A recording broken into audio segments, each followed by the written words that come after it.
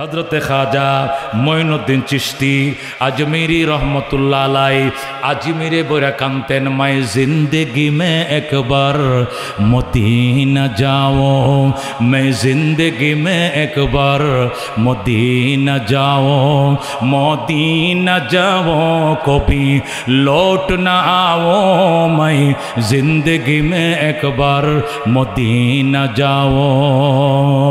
जिस गुंबद खुजरा में नबी सोई हुई है, इस खाक के जाने ने सर मेरे दिल हुई है। दरबार नबी, दरबार नबी आज मैं जीता रहा हूँ, मैं जिंदगी में एक बार मदीना जाओ, मैं जिंदगी में एक बार मदीना जाओ, मदीना जाओ कभी लौट ना आओ, मैं जिंदगी में एक बार मदीना जाओ। आए खुदा मेरे सामने सफ़र को आता कर, आए खुदा मेरे सामने सफ़र को आता कर, इस फानी दुनिया से मेरे दिल को जुदा कर। अल्लाह अकबर। आए खुदा मेरे सामने सफ़र को आता कर, इस फानी दुनिया से मेरे दिल को जुदा कर। दरबार नबी सलातो सलाम आगे जुदाई को बुझाओ, मैं जिंदगी में एक बार मदीना जाओ, मदीना जाओ कभी लौट ना आओ, मैं जिंदगी में एक बार मदीना जाओ। जुरे को ना आमीन। मिलादुन नबी सल्लल्लाहु अलैहि वसल्लमेर अर्थ हलो बेलादतिन नबी सल्लल्लाहु अलैहि वसल्लम, আল্লাহর হাবিবের জন্মের হিস্টোরি। কিসের হিস্টোরি? তিনি কার ঘরে জন্ম নিয়েছেন, কি ছিল তার বাবার নাম, কি ছিল তার মায়ের নাম, কোথায় জন্ম নিয়েছেন, কখন জন্ম নিয়েছেন, ইংরেজি মাস কি ছিল, আরবি মাস কি ছিল, দিন কি ছিল, রাত ছিল না দিন ছিল, জায়গার নাম কি ছিল, মক্কা ছিল না মদিনা ছিল না অন্য কোথাও ছিল, সময়টা কোনটা ছিল, জন্মের আগে পরে সিমটমগুলো কেমন ছিল, আলামতগুলো কেমন ছিল, এই নিয়ে বিস্তারিত আলোচনাকে বলা হয় মিলাদুন নবী সাল্লাল্লাহু আলাইহি সাল্লাম। কথা কোন ঠিক কিনা?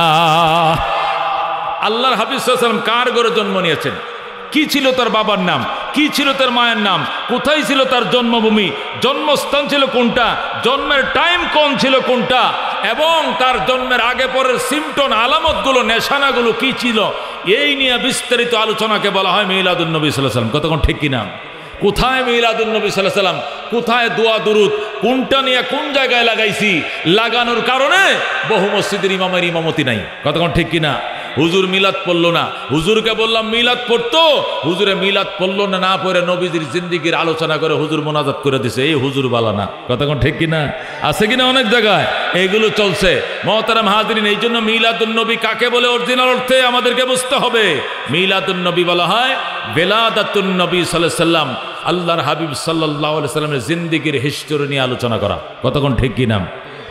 আমি এইভাবে বলি, আজ থেকে ১৫০০ বছর আগে, কয় হাজার, জোরে কোন কয় হাজার, আজ থেকে ১৫০০ বছর আগে বাংলাদেশ থেকে প্রায় ৬৫০০ কিলোমিটার পশ্চিমে, কয় হাজার, আজ থেকে ১৫০০ বছর আগে বাংলাদেশ থেকে প্রায় ৬৫০০ কিলোমিটার পশ্চিমে হজরতে আদম আলাইহিস সালামের জন্মের ৯৩১৩ বছর পর, হজরতে নূহ আলাইহিস সালামের প্লাবনের ৬১৩৫ বছর পর, হজরতে ইব্রাহিম আলাইহিস সালামের জন্মের ৩৫০০ বছর পর, হজরতে মূসা আলাইহিস সালামের জন্মের ২৩০০ বছর পর, হজরতে ঈসা আলাইহিস সালামের জন্মের ৫৭০ বা ৭১ বছর পর, আসহাবে উহুদ এবং আসহাবে কাহাফের ঘটনা ৭০ বছর পর, আসহাবে ফিলের ঘটনার ৫০ দিন পর, ২০ এপ্রিল মতান্তরে ২২ এপ্রিল, ১২ রবিউল আউয়াল মতান্তরে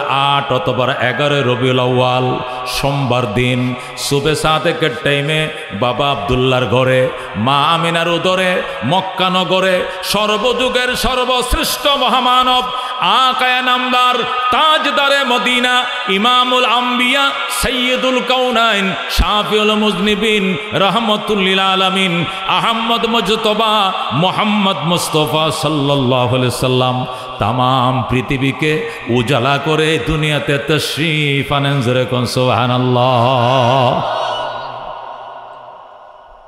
আজকে থেকে কয় হাজার বছর আগে? ১,৫০০। হযরতে বাংলাদেশ থেকে কয় হাজার কিলো? ৬,৫০০ কিলো। বর্তমান হিসাবে ৮,০০০ কিলো হয়। বিমানে উঠলে বলে ৮,০০০ কিলো। বিমান যে রুটে চলে ওই রুট হিসাবে ৮,০০০ কিলো। বিমান যায় হলো রিয়াদ হয়ে ঘুরে, রিয়াদ হয়ে মদিনা হয়ে পরে যায় জেদ্দা, এই হিসাবে ২,০০০ কিলো বেড়ে যায়। রিয়াদ থেকে মক্কা ২,০০০ কিলো, এই জন্য ৮,০০০ কিলো বলে। কিন্তু আমাদের যে পথ, জাহাজ যে পথে যায় এই পথে এখনো ৬,০০০ সামান্য ৬,৫০০ কিলোমিটার হয়।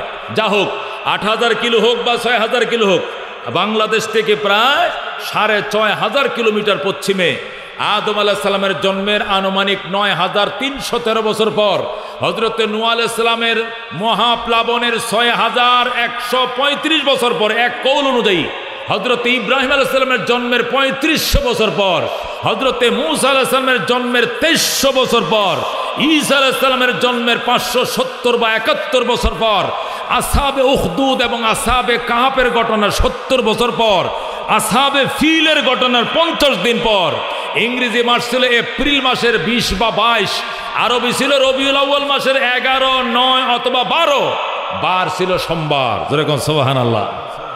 জায়গার নাম ছিল মক্কানগর। জায়গার নাম ছিল কি? সময় ছিল সুবে সাদেক। নবীর জন্মের সময় কোনটা ছিল? সুবে সাদেক মানে কি?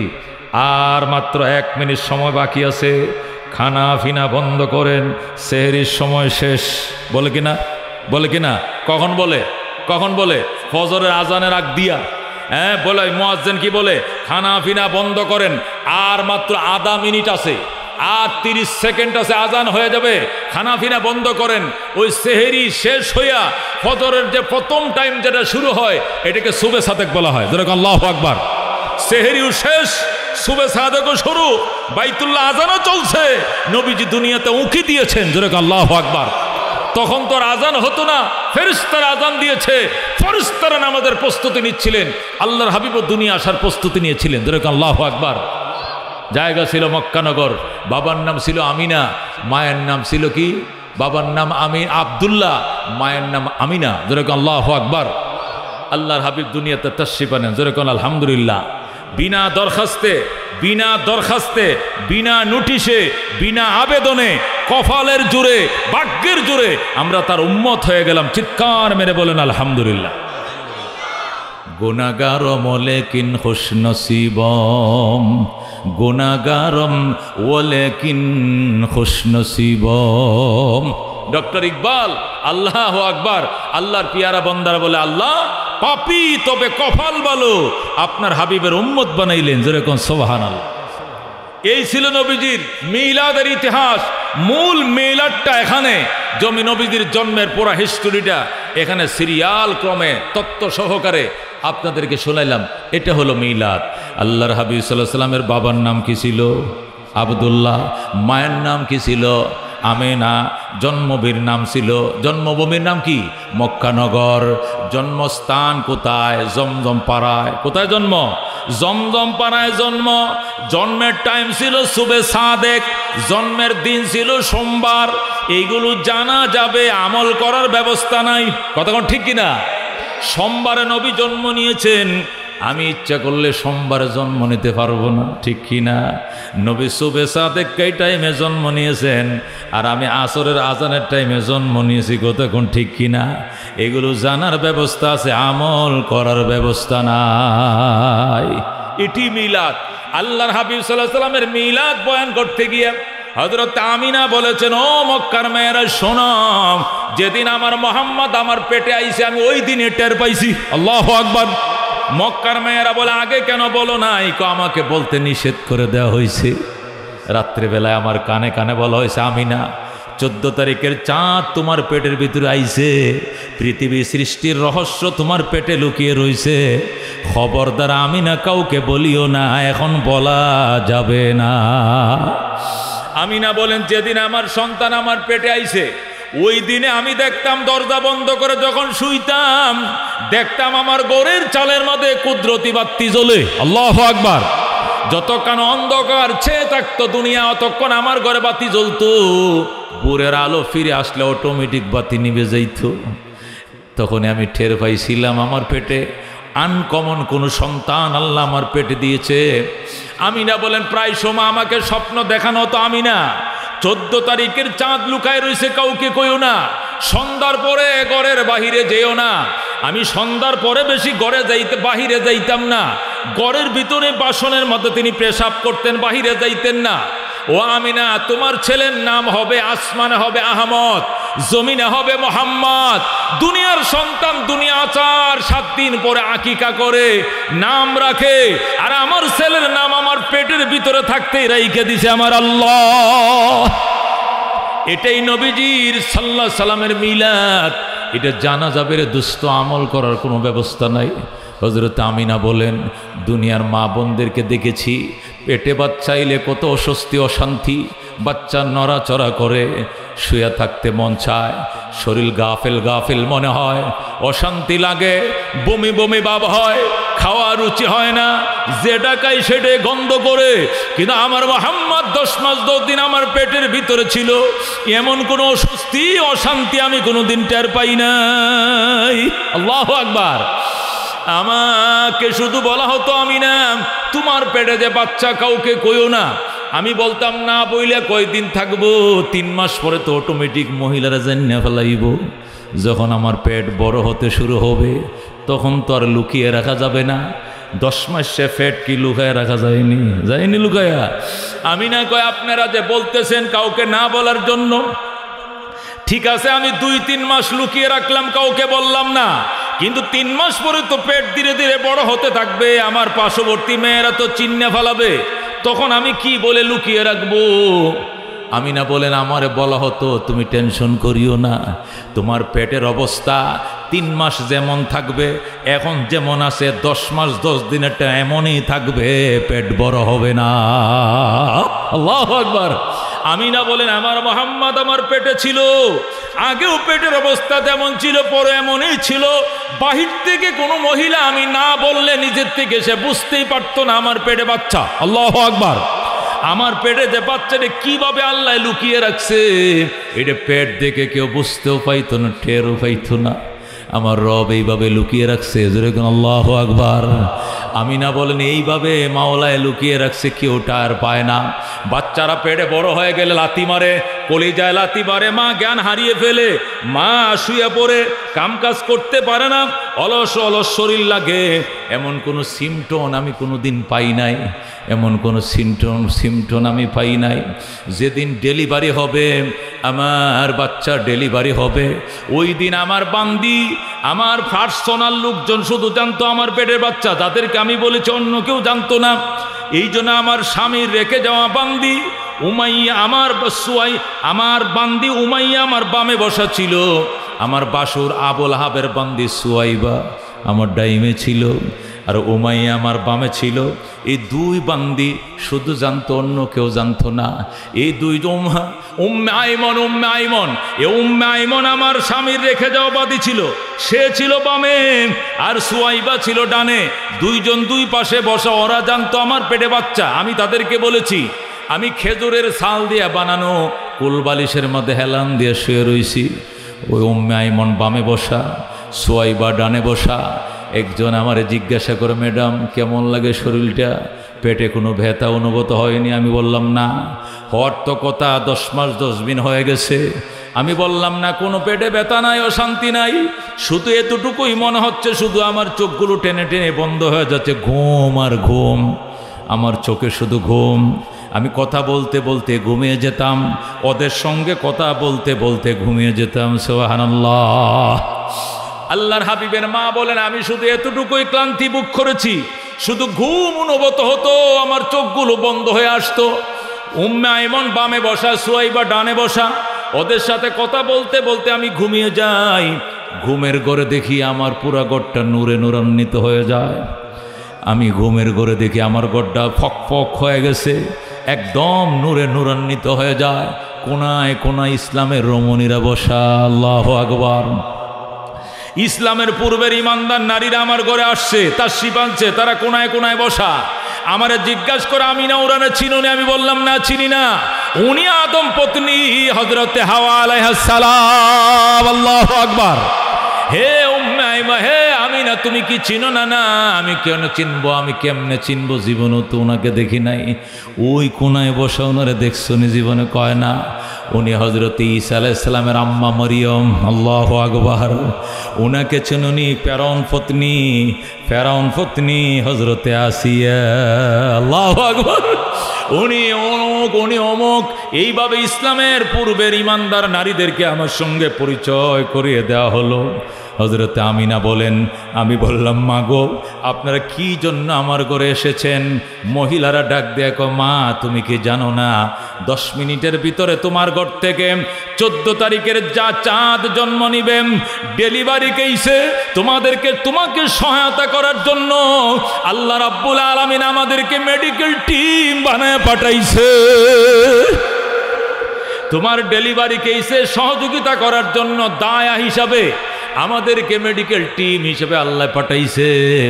আমিনা বলে, আমি ওনাদের সঙ্গে কথা বলতেছিলাম, অনেকক্ষণ ধরে কথা বলতে বলতে হঠাৎ আমার ঘুম ভেঙে যায়।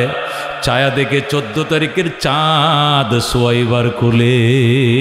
আল্লাহু আকবার। কিরে সোয়াইবাই, মানিক তুই কই পাইলি? সোয়াইবা কো, ম্যাডাম এই মাত্র আপনি ডেলিভারি করছেন। আল্লাহু আকবার। আমিনা বলে, দুনিয়ার সন্তান প্রসব হলে, জন্ম নিলে গায়ে রক্তে মাখা থাকে, ধুইতে হয়। মায়ের রেহেমের রক্তে মেজো লাল হয়ে যায়, ও মেজ লাল হয়ে যায়, গড় লাল হয়ে যায়। 2-4 জন নারী তো শুধু নষ্ট রক্তই দৌত করতে হয়। অথচ আমিনার কোলে, সুয়াইবার কোলে আমার মোহাম্মদ এত স্বচ্ছ, এত পরিষ্কার, মনে হয় মেশকের গ্রাম তার মুখ থেকে ছড়াইতেছে। ফেরেশতারা মনে হয় যেন জমজমের পানি দিয়া, জান্নাতের পানি দিয়া ধুয়া সুয়াইবার কোলে রাইখা দিছে। আল্লাহু আকবার। আল্লাহু আকবার। সোয়াইবার কোলে রাহমাতুল্লিল আলামিন সাল্লাল্লাহু আলাইহি সাল্লাম। আমিনা কয়, কখন ডেলিভারি করলাম? কই এই মাত্র। আমি তো টের পাইলাম না। পিঁপড়ায় কামড় দিলেও টের পাওয়া যায়। আমি মোহাম্মদকে কখন ডেলিভারি করলাম আমি তো এতটুকু টের পাই না। আল্লাহু আকবার। আল্লাহর হাবিব সাল্লাল্লাহু আলাইহি সাল্লামের মিলাদ, এটা নবীর জন্য নির্ধারিত।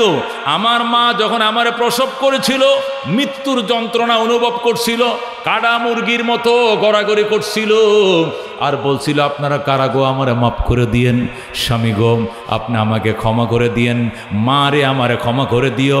বাবা গো, আমাকে ক্ষমা করে দিও। স্বামীর পায়ে ধরে ক্ষমা চেয়েছে, আপনার পায়ের নিচে আমার জান্নাত।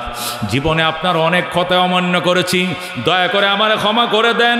এই বলে বলে বিলে বিলে কেঁদেছে, আর আপনজন থেকে মাপ চেয়েছে, আর জীবন থেকে হাত দিয়ে ফেলেছে। বাঁচতেও পারি, মরতেও পারি, এমন জীবন মরণ সন্নিকটে আমাকে জন্ম দিয়েছিল মা।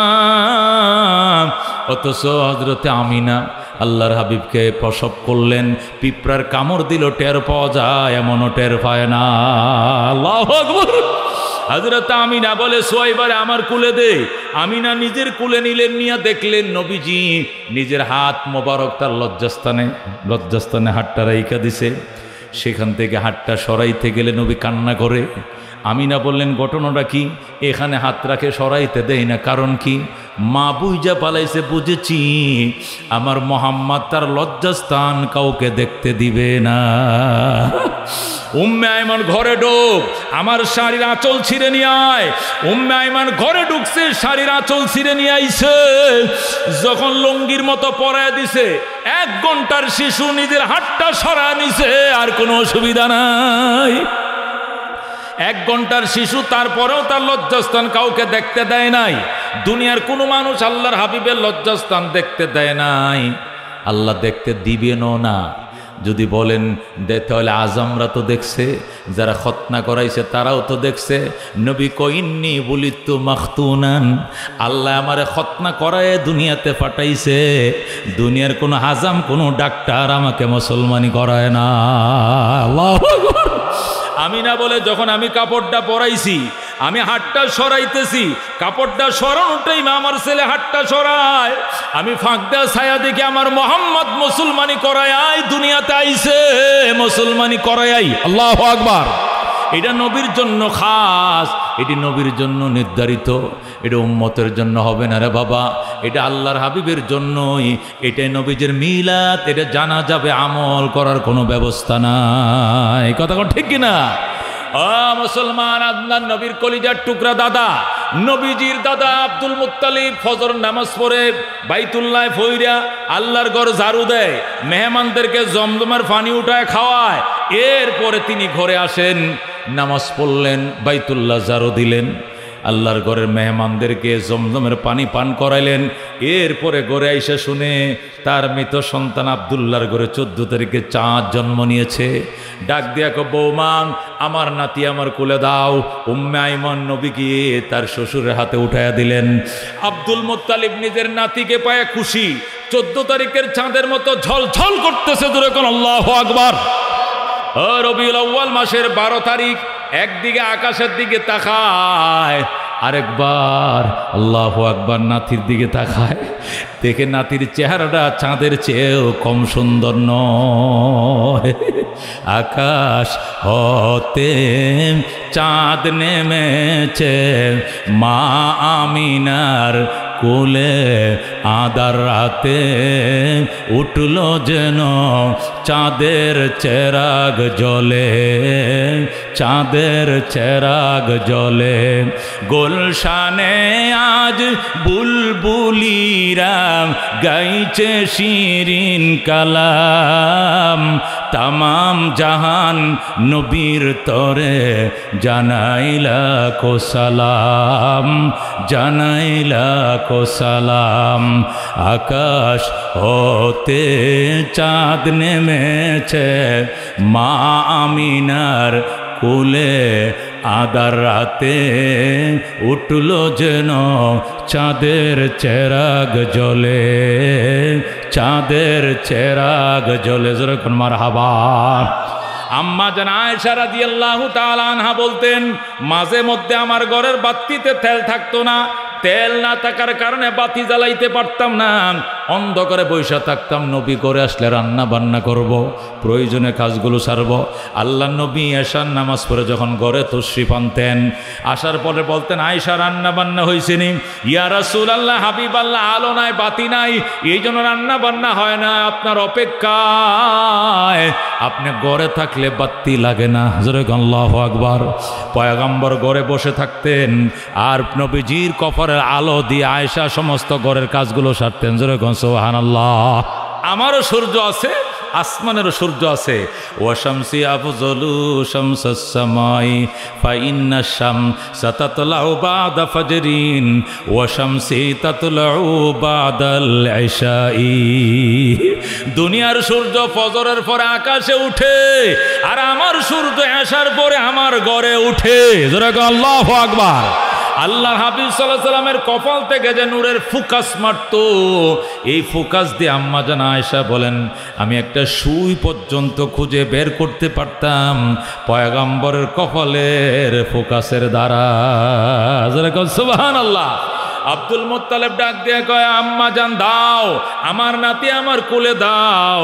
আল্লাহ নবী সাল্লাল্লাহু আলাইহি সাল্লামকে কোলে নিয়ে আল্লাহ হযরত আব্দুল মুত্তালিব জাবালে আবু কুবাইসের ফাঁকে, জাবালে আবু কুবাইসের ফাঁকে আবু জেহেল সাহেবের বাড়ি, আব্দুল মুত্তালিব সাহেবের বাড়ি। ওই আবু জেহেলের বাড়ির সামনে আব্দুল মুত্তালিব নবীজির দাদা নিজের নাতিকে সকালের সূর্যের আলোর মধ্যে নিয়ে বসছে। একটু পরে ডাক দেখো, মা জলদি আসো মা। আমি না দূরে গেছে, কি হইছে বাবা জান? চায়া দেখো সূর্যের আলো আমার গায়ে লাগে, কিন্তু মুহাম্মাদের মাথায় কে যেন ছাতা ধরে রাখছে। দাদার গায়ে ঠিকই সূর্যের আলো পড়তো, কিন্তু নবীজির গায়ে ডাইরেক্ট সূর্য হিট করে, আল্লাহ সইতে পারতেন না। এই জন্য মেঘমালা দিয়ে ছাতার মতো করে রাখতেন, ডাইরেক্ট সূর্যের আলোটা লাগবে, আমার বন্ধুর কপালটা ঘেমে যাবে, এটা আমার আল্লাহ কোনোদিন সইতে পারতেন না। যেরকম সুবহানাল্লাহ। এ দুস্থ, এগুলো নবীজির মিলাদ। জানার ব্যবস্থা আছে, আমল করার ব্যবস্থা নাই। কথা কোন ঠিক কিনা?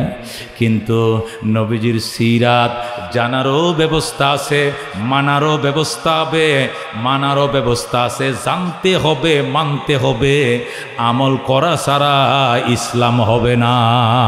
কথা ঠিক কিনা?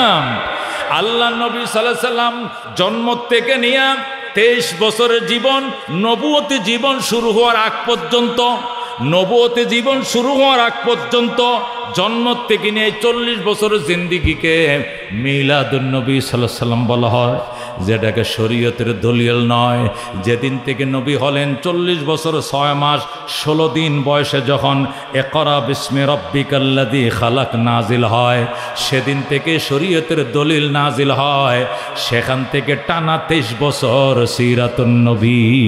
কতক্ষণ ঠিক কিনা? তো নবুয়ত প্রাপ্ত হওয়ার আগের জীবনকে মিলাদুন নবী বলা হয়, আর নবুয়ত প্রাপ্ত হওয়ার পরের জীবনকে সিরাতুন নবী বলা হয়। কতক্ষণ ঠিক কিনা? 23 বছরের জিন্দিগিকে সিরাতুন নবী সাল্লাল্লাহু আলাইহি সাল্লাম বলা হয়, আর আগের 40 বছরের জিন্দিগিকে মিলাদুন নবী সাল্লাল্লাহু আলাইহি সাল্লাম বলা হয়। মিলাদুন নবী জানার ব্যবস্থা আছে, আমল করার ব্যবস্থা নাই। আর সিরাতুন নবী জানারও ব্যবস্থা আছে, আমলের ব্যবস্থা আছে। জানতেও হবে, মানতে হবে, না মানলে ইসলাম হবে না, আমল হবে না। কতক্ষণ ঠিক কিনা? যদি বলেন হুজুর মানলাম সিরাতুন নবী সাল্লাল্লাহু আলাইহি সাল্লাম আমরা মানব, তবে আল্লাহর হাবিবের মহব্বত তো লাগবে। আপনাদের ভিতরে আল্লাহর হাবিবের মহব্বত নাই। আমরা যারা মিলাদুন নবী মানি, মিলাদের নামে যারা মিছিল করি, মিলাদের নামে যারা র্যালি করি, আমরা তো নবীর মহব্বত আছে। আপনাদের ভিতরে মহব্বত নাই। কে জ্বলছে দুস্থ? মহব্বত নাই। নবীর মহব্বত যদি না থাকতো তাহলে দাঁড়িয়ে রাখতাম না। কথা কোন ঠিক কিনা? নবীর মহব্বত যদি না থাকতো তাহলে জেল খাটা লাগতো না। কথা কোন ঠিক কিনা? নবীর মহব্বতে হাজার হাজার উলামায়ে কেরাম জেল খেটেছে। কথা কোন ঠিক কিনা? নবীর মহব্বতে কত গালি শুনি আমরা। পয়গম্বরের মহব্বতে আমাদের চাকরি চলে যায়। নবীর মহব্বতের কারণে আমাদেরকে তিরস্কারের শিকার হতে হয়। আমাদের বিরুদ্ধে ইউটিউবে লেখে, ফেসবুকে লেখে, পত্রিকা লেখে, আমরা বিড়ম্বনার শিকার হই, আমরা হিংসার পাত্র হই। জেল জুলুম বিনা কারণে, বিনা দোষে জেল কাটতে হয়। কতক্ষণ ঠিক কিনা? একমাত্র আল্লাহর হাবিবের মহব্বতে পড়ে এগুলো করি। দুস্থ মহব্বত তো শুধু খালি দিলের ভিতর লুকিয়ে রাখার মতো জিনিস নয়, মহব্বত দেখানির মতো বিষয়। কথা কোন ঠিক কিনা? যেগুলো দিয়ে মহৎ প্রকাশ হয় এগুলো সাহাবায়ে কেরাম করেছেন, আমরাও করি। আর যারা দেখাইতে পারে না, মনে মনে করে, এরা সুবিধাবাদ জিন্দাবাদ। কথা কোন ঠিক কিনা? যারা মনে করে নবীর মহব্বত শুধু 12ই রবিউল আউয়াল একদিনই দরকার, এছাড়া দরকার না, এরা প্রতারক, এরা ধোঁকাবাজ। কথা কোন ঠিক কিনা? আল্লাহ নবীর মহব্বত শুধু 12 তারিখ কেন হবে? মাসের 30 দিনই হবে। কতক্ষণ ঠিক কিনা? নবীর মহব্বত 360 দিন, 360 দিন 65 দিনই হবে। নবীর মহব্বত 24 আওয়ার 24 ঘন্টায় হবে। কতক্ষণ ঠিক কিনা? আল্লাহ নবীকে সপ্তাহে 7 দিনই ভালোবাসি, আল্লাহ নবীকে মাসে 30 দিনই ভালোবাসি, আল্লাহ নবীকে 360 দিন, বছর 360 দিনে ভালোবাসি। কতক্ষণ ঠিক কিনা? জেলে গেলেও নবীকে ভালোবাসি, সুখে থাকলেও নবীকে ভালোবাসি, দাড়িতেও নবীকে ভালোবাসি, মেসওয়াকেও ভালোবাসি, জুলুম অত্যাচার সয়েও নবীকে ভালোবাসি। শত্রুর বিরুদ্ধে যখন যুদ্ধে ময়দানে যেতে হয়, মিছিল মিটিংয়ে পুলিশের টিয়ার সেলের সামনে গুলি খেতে হয়, আহত হতে হয়, তখন আমরা নবীকে ভালোবাসি। কতক্ষণ ঠিক কিনা? এটাই ভালোবাসা, এটি দেখিয়েছেন সাহাবায়ে কেরাম। শুধু মিঠা মিঠা সুন্নত শুধু সাহাবীরা দেখান নাই। কতক্ষণ ঠিক কিনা? আল্লাহর হাবিব সাল্লাল্লাহু আলাইহি সাল্লামের জন্মের দিনে খুশি করবেন, এটা নিষেধ নাই, করেন। কিন্তু দুস্তরে নবী যে একই দিনে ইন্তেকাল করছিলেন এটা ভুলে গেছুনি। আল্লাহর হাবিব সাল্লাল্লাহু আলাইহি সাল্লামের জন্মদিন পালন করার জন্য যুক্তি দেয়। দেখেন হযরত ঈসা আলাইহিস সালাম তিনি 25শে ডিসেম্বর জন্ম নিয়েছিলেন। এই জন্য খ্রিস্টান জগৎ 25শে ডিসেম্বরকে যিশু খ্রিস্টের জন্মদিন পালন করে, যেটা আন্তর্জাতিকভাবে স্বীকৃত। মুসলিম দেশগুলো ছুটি পালন করে, আর ইহুদি নাসারা খ্রিস্টানরা তো পালন করেই। ওরা যদি যিশু খ্রিস্টের জন্মদিন পালন করতে পারে 25শে ডিসেম্বর তাম পৃথিবীব্যাপী, এবং হিন্দুরা যদি এই রামকৃষ্ণের জন্মদিনকে জন্মাষ্টমী হিসাবে পালন করতে পারে, আর শুধু হিন্দুরাই পালন করে, তাম দুনিয়ার মুসলমান পালন করতে পারে। হিন্দুরা রামকৃষ্ণের, শ্রীকৃষ্ণের জন্মাষ্টমী পালন করে, ছুটি পালন করে, আনন্দ করে। ঈসা আলাইহিস সালামের জন্মদিন পালন করে 25শে ডিসেম্বর তারা জাতীয় ছুটি ভোগ করে, তাহলে 12ই রবিউল আমরা রবিউল আউয়াল আমরা আল্লাহর হাবিব সাল্লাল্লাহু আলাইহি সাল্লামের জন্মদিন পালন করে কেন আমরা আনন্দ উপভোগ করব না? এই বলে আমাদের কিছু দুর্বল মুসলমান যুক্তি ধার করায়, কতক্ষণ ঠিক কিনা? আমরা তাদেরকে বলতেছে, দুস্থ ইসলাম কি পালন করবে কি করবে না এটার দলিল হিন্দু ধর্ম নয়, খ্রিস্টান ধর্ম নয়, ঠিক কিনা? ইসলাম কোনটা পালন করবে, কোনটা বরণ করবে, কোনটা বর্জন করবে, এই জন্য ইসলামের ক্যাটালগ আল কোরআন বিদ্যমান, কথা কোন ঠিক কিনা? ইসলামের ক্যাটালগ আল কোরআন, ওই ক্যাটালগের মধ্যে পরিষ্কার বলে দিয়েছেন, আল ইয়াউমা আকমালতু লাকুম দীনাকুম ওয়া আতমামতু আলাইকুম নি'মাতি ওয়া রাযীতু লাকুমুল ইসলাম দীনাম। ১৬ লক্ষ সাহাবায়ে কেরামকে সামনে নিয়ে আরাফার ময়দানে নবীজির ইন্তেকালের কিছুদিন আগে, সর্বশেষ বিজয় ভাষণ দেওয়ার আগে আরাফার ময়দানে এই আয়াত 9 জিলহজ মক্কা শরীফ নাজিল হয়, যেরকম সুবহানাল্লাহ। আল্লাহ তাআলা পরিষ্কার ঘোষণা করলেন, আল ইয়াউমা আকমালতু লাকুম দীনাকুম, হে নবী আজকের জন্য, আজকের দিনে তোমাদের জন্য তোমাদের দ্বীনকে পরিপূর্ণ করে দিলাম, যেরকম আল্লাহু আকবার। ওয়া আতমামতু আলাইকুম নিয়ামতি, এই শরীয়তে ইসলামের নিয়ামত তোমাদের জন্য আজকে পরিপূর্ণ করে দিলাম। ওয়া রাযীতু লাকুমুল ইসলাম দীনা, এবং তোমাদের জন্য ইসলাম নামক ধর্ম দিয়ে আমি আল্লাহ খুশি হয়ে গেলাম, যেরকম আল্লাহু আকবার।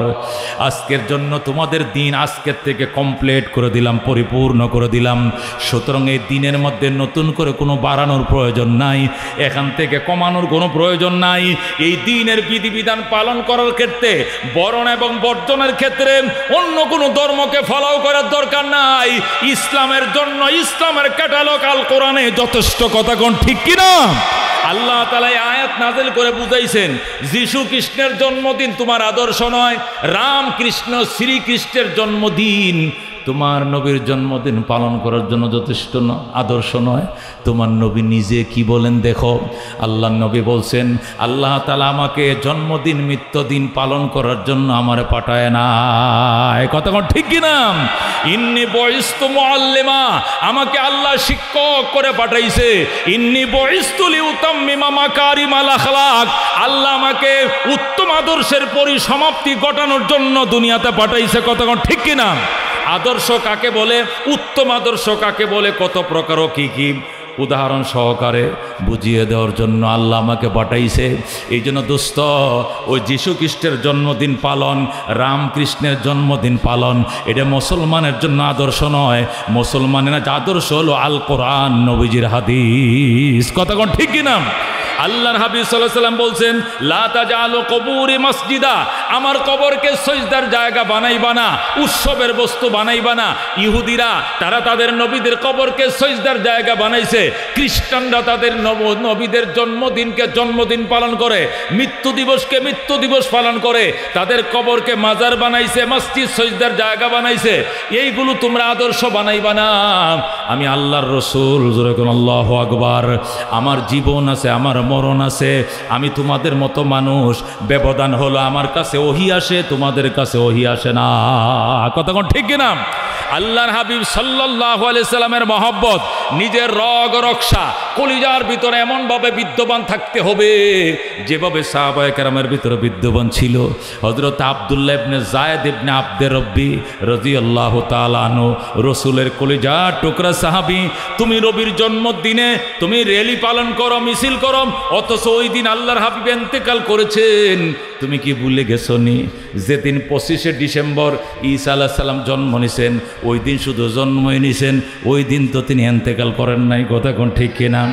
ওই যে খ্রিস্টান রামকৃষ্ণের জন্মদিন পালন করে, রামকৃষ্ণ জন্ম দিয়েছে যেদিন, ওই দিন রামকৃষ্ণ ইন্তেকাল করে নাই, ওই জন্য তারা জন্মদিন পালন করার যুক্তি আছে, কথা কোন ঠিক কিনা? কিন্তু আমার নবী যেদিন জন্ম নিয়েছেন ঠিক ওই দিন যে ইন্তেকাল করেছেন, এর মধ্যে কোনো সন্দেহ নাই, কথা কোন ঠিক কিনা? বরঞ্চ নবী যে 12ই রবিউল আউয়াল জন্ম নিয়েছেন, এর মধ্যে সন্দেহ আছে, কথা কোন ঠিক কিনা? কেউ বলছেন নবী 8ই রবিউল আউয়াল জন্ম নিয়েছেন, কেউ বলছেন 11ই রবিউল আউয়াল, কেউ বলেছেন 12ই রবিউল আউয়াল। 12 তারিখ জন্ম নিয়েছেন, এর মধ্যে ইখতিলাফ আছে, মতানৈক্য আছে, কিন্তু 12 তারিখ যে ইন্তেকাল করেছেন এর ভিতরে কোনো মতানৈক্য নাই। কথা ঠিক কিনা? যার মৃত্যু নিয়ে কোনো সন্দেহ নাই, কিন্তু ওই দিন জন্ম নিয়ে সন্দেহ। ওই দিন শুধু একচাটিয়া জন্মের আনন্দ উপভোগ করবা, মৃত্যুকে ভুলে যাইবা, এটা বোকামি ছাড়া কোনো কিছু নয়। কথা ঠিক কিনা? অথচ সাহাবায়ে কেরাম আল্লাহর হাবিবের ইন্তেকালের দিনে দুনিয়ার সব ভুলে গিয়েছিলেন। আকাশে মেঘ জন্মে গিয়েছে, আকাশ কান্দে, জমিন নিস্তব্ধ হয়ে গেছে, উটের মুখে আহার নাই, ভেড়া দুম্বা ছাগল বকরির মুখে কোনো আহার নাই, বাতাস চলাচল বন্ধ হয়ে গেছে, পৃথিবী নিস্তব্ধ হয়ে গেছে। আবু বকর নিস্তব্ধ, ওমর পেরেশান, উসমান আলী সব পেরেশান। ও মুসলমান, হযরতে আব্দুল্লাহ ইবনে যায়েদ ইবনে আব্দুর রব্বি হাল চাষ করতেছে মদিনায়, গরু দিয়ে হাল চইতেছে। হঠাৎ করে শুনে নবীজি ইন্তেকাল করেছে। সাথে সাথে গরুর গলার রশি খুলে দিয়েছে, খুলে দিয়ে আল্লাহুম্মা যাহাব বসরি, আল্লাহ তুমি আমার চক্ষু শক্তি নিয়ে যাও, আমাকে অন্ধ বানায় দাও। হাত্তা লা আরা বাদান নবী সাল্লাল্লাহু আলাইহি সাল্লাম আহাদান, আমি এই চোখ দিয়া নবী ছাড়া আর কাউকে আমি দেখতে চাই না। যে দুনিয়াতে নবী নাই ওই দুনিয়াতে আমার চক্ষুর দরকার নাই। আল্লাহ আমি হালচাল ছেড়ে দিলাম, দুনিয়াদারি ছেড়ে দিলাম, এই মুহূর্তে তুমি আমাকে অন্ধ বানায় দাও। হযরত আব্দুল্লাহ ইবনে যায়েদ ইবনে আব্দুর রব্বি এই মুহূর্তে আমাকে অন্ধ বানায় দাও। আল্লাহুম্মা যাহাব বাসারি, আল্লাহ তুমি আমার চক্ষু নিয়ে যাও। হাত্তা লা আরাদা আহাদান বাদান নবী সাল্লাল্লাহু আলাইহি সাল্লাম, নবীজির ইন্তেকালের পরে কাউকে যেন দেখতে না হয়। এই দোয়া করার সাথে সাথে কাদ ইস্তাজাব আল্লাহু দুআ, আল্লাহ তাআলা তার দোয়া কবুল করলেন। ফাসারা আমা, সাথে সাথে সে অন্ধ হয়ে যায়। সঙ্গে সঙ্গে আব্দুল্লাহ ইবনে যায়েদ ইবনে আব্দুর রব্বি অন্ধ হয়ে যায়। কি ছিল নবীর বিদায়ের বিরহ বেদনা, কেমন ছিল তাদের বিরহ বেদনা। ও রহমতুল্লিল আলামিন সাল্লাল্লাহু আলাইহি সাল্লামের উম্মত, নবী 12 তারিখ জন্ম নিয়েছেন, তুমি যে নাচো, তুমি যে আমোদ করো, প্রমোদ করো, নবী যে ওই দিন দুনিয়াতে বিদায় নিয়েছিল এই কথা মনে আসেনি তোমার? তুমি কি ভুলে গিয়েছো আল্লাহর হাবিব 12 তারিখ জন্ম নিয়েছিলেন? হযরত ওমর রাদিয়াল্লাহু তাআলা আনহু নাঙ্গা তরবারি, উলঙ্গ তরবারি ঘুরাইতেছে আর বলতেছে, যে বলবে মুহাম্মদ দুনিয়াতে নাই তার কল্লা রাখবো না, যে বলবে দুনিয়াতে নাই কল্লা রাখবো না। সবাই ওমরে আবু বকরের কাছে যায়, কয় সিদ্দিক আকবর, আপনি ছাড়া ওমরকে কেউ ঠান্ডা করতে পারবে না, নবীর মৃত্যুর সংবাদ যে দিবে তাকে দ্বিগণ্ডিত করে ফেলবে, আবু বকর ছাড়া ওমর আর কাউকে মানবে না, আপনি যান। সিদ্দিক আকবর ওমরের কাছে যায়, পিঠে হাত দিয়ে কয়, ওমর থামো, তুমি এইভাবে তরবারি ঘোরাচ্ছ কেন? এরা সংবাদ প্রচার করতেছে, মিথ্যা সংবাদ। কয় কি এর? নবী নাকি মারা গেছে, মিথ্যা সংবাদ করছে, যে বলবে নবী নাই তার কল্লা রাখবো না। ওমর ডাক দেখ, আল হযরত সিদ্দিক আকবর ডাক দেখ, ওমর থামো থামো, আল্লাহ তাআলার কোরআনের আয়াত বিশ্বাস করনি করি? আল্লাহ তো বলেছেন ইন্নাকা মাইয়িতুন ওয়া ইন্নাহুম মাইয়িতুন, আমার দোস্ত তুমিও মারা যাইবা, যারা তোমার মরণকে বিশ্বাস করে না তারাও মারা যাবে। আল্লাহু আকবার। ইন্নাকা মাইয়িতুন ওয়া ইন্নাহুম মাইয়িতুন, আপনিও মারা যাবেন, যারা আপনার মরণকে বিশ্বাস করে না তারাও মারা যাবেন, অতঃপর সকলকে রবের সামনে দণ্ডায়মান হতে হবে। এটা কোরআনের আয়াত, উমরকে এটা কোরআনের আয়াত নি কয়, হ্যাঁ কবে নাজিল হয়েছে? কয় এটা তো অনেক আগেই নাজিল হয়েছে। উমর কলা হাওলা ওয়ালা কুওয়াতা ইল্লা বিল্লাহ, আল্লাহুম্মা গফিরলি, আল্লাহ তুমি আমার ক্ষমা করে দাও। উমর আস্তে করে তরবারটা মাটিতে রেখে হাওমা করে কান্না শুরু করে দিয়েছে। আল্লাহু আকবার। এ দোস্ত কি যে পরিস্থিতি ছিল মদিনার। আল্লাহর হাবিবের ইন্তেকালের দিনে হযরতে ফাতেমা রাদিয়াল্লাহু তাআলা আনহা পর্যন্ত জ্ঞান হুঁশ হারিয়ে ফেলেছিলেন। যখন সাহাবীরা বললেন, আম্মা জান গো, নবীরে গোসল করাবো কেন? আমার বাবারে তো তোমরা জীবনেও কোনোদিন গোসল করাও নাই, আমার বাবা সারা জীবন নিজের গোসল নিজে করছে, আজকে তোমরা গোসল করাইবা কেন? আল্লাহর হাবিব ইন্তেকাল করেছেন। কয় না, বাবা ইন্তেকাল করে নাই। কি করেছে? বাবায় ঘুমাইছে। আমার আব্বা ঘুমিয়েছেন, ঘুম থেকে উঠে নিজের গোসল নিজে করবেন।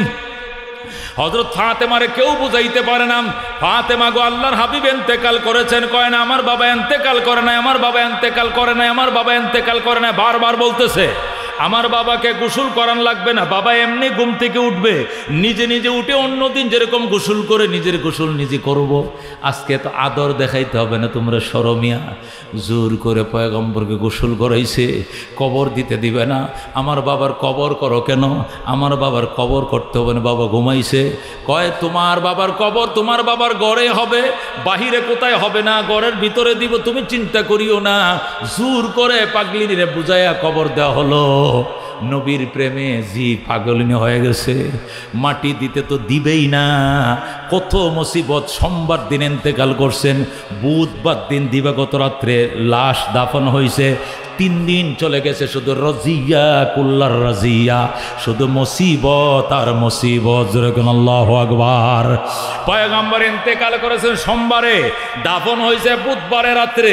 শুধু ফাতেমারে বোঝানো যায় না, আনসারকে বোঝানো যায় না, উমরকে কে বোঝায়, ফাতেমাকে বোঝায়, আব্দুল্লাহ ইবনে যায়েদকে কে বোঝায়, হাসান হুসেনকে কে বোঝায়। এই বুঝাইতে বুঝাইতে বুঝাইতে বুঝাইতে আল্লাহু আকবার 3 দিন সময় লেগে গেছে। হযরতে ফাতেমাকে অনেকক্ষণ আবু বকর বোঝানোর পর যখন মাটি দেওয়া শুরু হয়েছে, হযরতে ফাতেমা কান্দে, সুব্বাত আলাইয়া মাসাইবুন লাউ আন্নাহা সুব্বাত আলাল আইয়ামে সিরনা লায়ালিয়া মাজা আলামান সাব্বা তুরবাতান আহমাদা ওয়া ইল্লাম ইউসাব্বা সিরনাল লাইলু গাওয়ালিয়া। আল্লাহু আকবার। হযরত ফাতেমা কান্দে আর ডাক দেয়, কয় সুব্বাত আলাইয়া মাসাইবুন লাউ আন্নাহা, হায়রে মদিনাবাসী, আমার বাবার ইন্তেকালে এত মুসিবত আমার বুকে চাপা দিয়েছে। যদি এই মুসিবত দিনকে চাপা দিত, সইতে না পেরে দিন রাত হয়ে যাইত। আল্লাহু আকবার। যে মুসিবত ফাতেমার কলিজা চাপা দিয়েছে, এই মুসিবত যদি দিন দুপুরে সূর্যের উপরে চাপা দিত, সূর্য সহ্য করতে পারত না, আমাবস্যার রাত হয়ে যাইত। দিনকে চাপা দিলে দিন সইতে পারত না, রাত হয়ে যাইত। এত মুসিবত আমার উপর চাপ দিয়েছে আমার বাবার মৃত্যু বিরোধ বেদনায়। মাজা আলামান সব্বা তুরবাতান আহমদা। ফাতেমা বলেন, ওর কি বিচার হবে? যারা আমার বাবার গায়ে মাটি দিতেছে, এর কি বিচার হবে? আমার বাবার গায়ে কারা কারা মাটি দিতেছ আমি চিন্না রাখতেছি, এদের বিচার আমি বাবার দরবারে হাসরের ময়দানে দেব। আল্লাহু আকবার। হযরতে ফাতেমা এমন আল্লাহু দিশাহারা হয়ে গেছে, কাঁদতেছে, মাজা আলামান, এদের কি বিচার হবে, এদের কি শাস্তি হবে? সব্বা তুরবাতান আহমাদা, যারা আমার বাবা মুহাম্মদুর রাসূলুল্লাহর গায়ে মাটি দিতেছে, এদের কি বিচার হবে? আবু বকর কয়, মা বিচার হবে না, নবী মাফ করবেন, তুমি মাটি দিতে বলো। কেন মাটি দিতে বলবো? তুমি বলো, মা মাটি দিতে অনুমতি দাও, তোমার অনুমতি ছাড়া মাটি দিব না। না দিলে কি হবে? তোমার আব্বা ইন্তেকাল করছেন কি বারে জানোনি? কই সোমবারে। আজকে কি বার? বুধবার রাত। এখন তুমি যদি আজকে রাত্রে নবীর গায়ে মাটি দিতে অনুমতি না দাও, মা আমার কাছে সংবাদ আইছে, এই রাত আর কোনো দিন হবে না। ফাতেমা, এই রাত আর কোনো দিন হবে না, এ বুধবার রাত রাতে থাকবে, দিন হবে না, অনুমতি দাও গো মা। হযরতে আবু বকর মা ডেকে বহু আদর করার পরে ফাতেমাকে, মাজা আলামান সব্বা তুরবাতান আহমদা ওয়াইল্লাম ইয়াসব্বা সিরনাল লাইলু গাওয়ালিয়া, এদের কি বিচার হবে যারা আমার বাবার গায়ে মাটি দেয়? হাইরে, অনুমতি না দিয়েও তো পারি না, যদি মাটি দিতে দেওয়া না হয় তাহলে রাত এটা লম্বা হবে, রাত আর কোনো দিন হবে না। আল্লাহু আকবার। মাজা আলামান সব্বাতা তুরমাদা আহমাদি, শাম্মা তুরবাতা আহমাদি, অন্যভাবেও কবিতাটা আছে, মাজা আলামান শাম্মা তুরবাতা আহমাদি ওয়া ইল্লাম ইউশাম্মা সিরনাল লাইলু গাওয়ালিয়া, এইভাবে আছে, দুইভাবেই কবিতাটা আছে। আম্মা জান এইভাবে দিশারা হয়ে গিয়েছিলেন, অনুমতি দিতেছিলেন না গোসলের, অনুমতি দিচ্ছিলেন না পয়গম্বরের দাফন কাফনের, অনুমতি দিচ্ছিলেন না কবর দেওয়ার, অনুমতি দিচ্ছিলেন না মাটি দেওয়ার। কি পরিমাণ বিপদ, কি পরিমাণ মুসিবত ছিল। আর ওই মৃত্যুর দিনে তোমরা জয় গান গাও, রেলি করো, নবীর জন্মদিন পালন করো, এটা যে মৃত্যু দিন তোমার কি মনে না? এই কথা ঠিক কিনা? এটা কিন্তু মনে রাখতে হবে দোস্ত। আল্লাহর হাবিব সাল্লাল্লাহু আলাইহি ওয়াসাল্লামের সাহাবী, কলিজার টুকরা সাহাবী রহমতুল্লিল আলামিন সাল্লাল্লাহু আলাইহি সাল্লামের সাহাবায়ে কারাম আল্লাহর হাবিবকে যেভাবে ভালোবাসতেন আমাদেরকে ওইভাবে ভালোবাসতে হবে। শুধু মুখ দিয়ে ভালোবাসলে হবে না, বুক দিয়ে ভালোবাসতে হবে। কথা ঠিক না? ভালোবাসার যেন মুখ দিয়ে শুধু না হয়, অন্তর দিয়ে হয়। অন্তর দিয়ে যেন ভালোবাসা হয়, এটার দলিল, এটা প্রমাণ আমাকে কাজের মাধ্যমে দেখাইতে হবে। কথা ঠিক কিনা?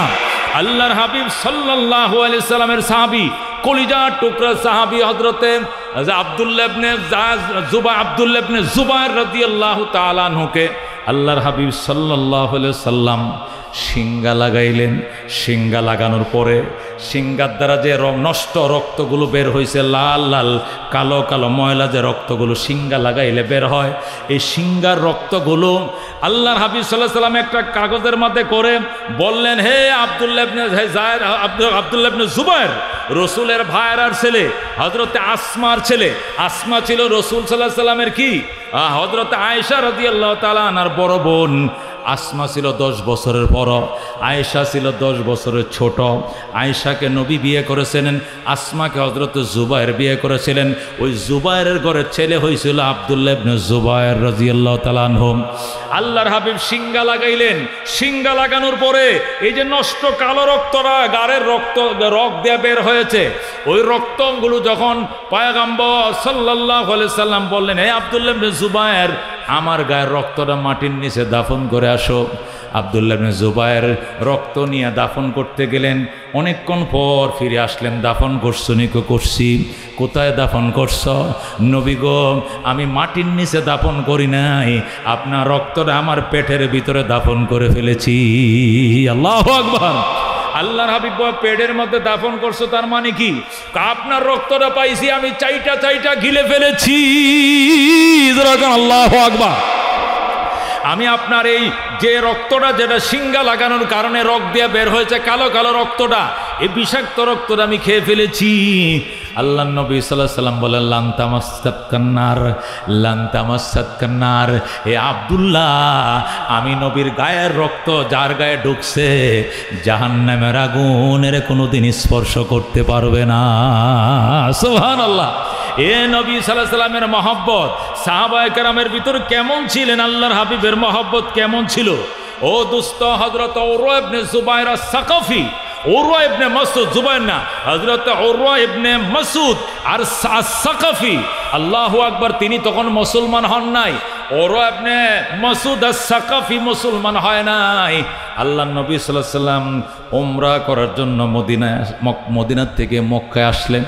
তিনি স্বপ্ন দেখেছেন, হাজার হাজার সাহাবীদের সাথে নিয়ে আল্লাহর ঘর তোয়াফ করতেছেন, মাথার চুল হলক করেছেন, কসর করেছেন। স্বপ্ন দেখার পর সাহাবায়ে কেরামের বিরাট বড় কাফেলা, প্রায় 1500 সাহাবায়ে কেরাম সাথে নিয়ে তিনি মক্কায় আসলেন। নবীজি যখন মক্কায় প্রবেশ করলেন, মক্কার হেরেমের সীমানা ঢুকলেন। হেরেমের সীমানা ঢুকার পর কাফেররা, গোয়েন্দা বাহিনী, তারা জানতে পারছে নবী হেরেমের সীমানা ঢুকে গেছে। আব্দুল্লাহ ইবনে হযরতে উরওয়া ইবনে মাসউদ আস-সাকাফি, তিনি ছিলেন, আল্লাহু আকবার, ওই সময়কার মক্কার নেতৃত্ব ছিল আবু সুফিয়ানের হাতে। আবু সুফিয়ান মক্কার নেতা ছিল। এর আগে আবু জেহেল, ওনারা সব মারা যায়। আবু সুফিয়ানের নেতৃত্বে ছিল পুরা মক্কা নগর। আবু সুফিয়ান যখন জানতে পারছে মুহাম্মদ সাল্লাল্লাহু আলাইহি সাল্লাম 1500-র মতো সাহাবী নিয়ে মদিনা থেকে মক্কার হেরেমে ঢুকছে, অচিরেই তারা অতি শীঘ্রই আল্লাহর ঘর তোয়াফ করবে, তখন আবু সুফিয়ান পুলিশ পাঠাইলো, তাদের সোলজার পাঠায় বলল, মুহাম্মদকে ব্যারিকেড দাও, আমার সঙ্গে কথা বলতে দাও। তখন সাহাবায়ে কেরামকে ব্যারিকেড দেওয়া হলো। নবীজি সাল্লাল্লাহু আলাইহি সাল্লাম হযরত উসমান রাদিয়াল্লাহু তাআলা আনহুকে পাঠাইলেন আবু সুফিয়ানের সাথে কথা বলার জন্য। মুসলমানদের পক্ষে নেতৃত্ব দিলেন হযরত উসমান, আর কাফেরদের পক্ষে নেতৃত্ব দিল হযরত উরওয়া ইবনে মাসউদ আস-সাকাফি। উরওয়া ইবনে মাসউদ আস-সাকাফি তখন মুসলমান হয় নাই, হযরতে আবু সুফিয়ান তখন মুসলমান হয় নাই। তারা কাফেরদের পক্ষে নেতৃত্ব দিচ্ছিল, আর মুসলমানদের পক্ষে নবী নিজেই কিন্তু প্রতিনিধি পাঠাইলেন হযরত উসমানকে। নবী প্রথম বলছিলেন আবু বকর যাক, সাহাবীরা বললেন উনি নরম মানুষ হবে না, তাহলে উমর যাক, উনি বেশি গরম তাও হবে না, তাহলে আলী যাক, উনি তো আরো গরম হবে না, তাহলে কাকে পাঠাইলে ভালো হয়? আল্লাহ নবী কো ঠিক আছে উসমানকে পাঠাও, কারণ উসমানের পয়সা খায় নাই এমন কোনো বাপের ভূত জন্ম হয় না। উসমান যেহেতু গণি, উনি যেহেতু শিল্পপতি মক্কার, উসমানের পয়সা সবাই খাইছে, এই জন্য উসমানের সাথে পোল্ট্রি লোবে না সবাই।